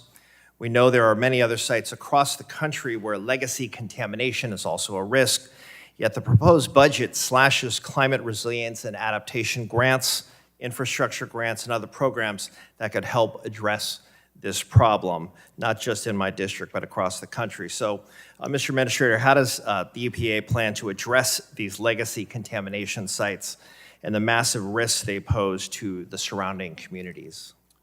Well, part of our list of the 500 environmental actions that we took over the course of the first year of President Trump's term includes a lot of work on Superfund sites, on brownfield sites. We added new sites to the list. We were able to successfully delete other sites from the list because the Superfund work was completed. And the operation, the staffers doing this work with brownfield sites, Superfund sites, and more are continuing to be able to do more with less, but we do ask for robust funding as it relates to Superfund and brownfield. And sir, could I just get your commitment to continue to have this conversation and work on these issues? 100%. Yeah. And your FY27 budget proposes to eliminate the San Francisco Bay program, which supports projects to restore ecosystems and improve resilience in my district, while other regional geographic programs would continue to receive federal support. So let me just say I'm very concerned about San Francisco Bay program, the Bay Habitat Restoration Program, in my estimation, being singled out. And I certainly hope politics isn't at play there, that that's somehow, in your mind at least, a substantive decision. But very concerned about that and want to get that on the record. And with that, I yield back. The gentleman yields. I ask unanimous consent to insert in the record the documents included on the staff hearing document list. Without objection, so ordered. I'd like to thank Administrator Zeldin again for being here today. Members may have additional written questions for you. I'll remind members that they have 10 business days to submit questions for the record, and I ask the Administrator to respond to the questions promptly. Members should submit their questions by the close of business on Tuesday, May 12th. Without objection, the subcommittee is adjourned.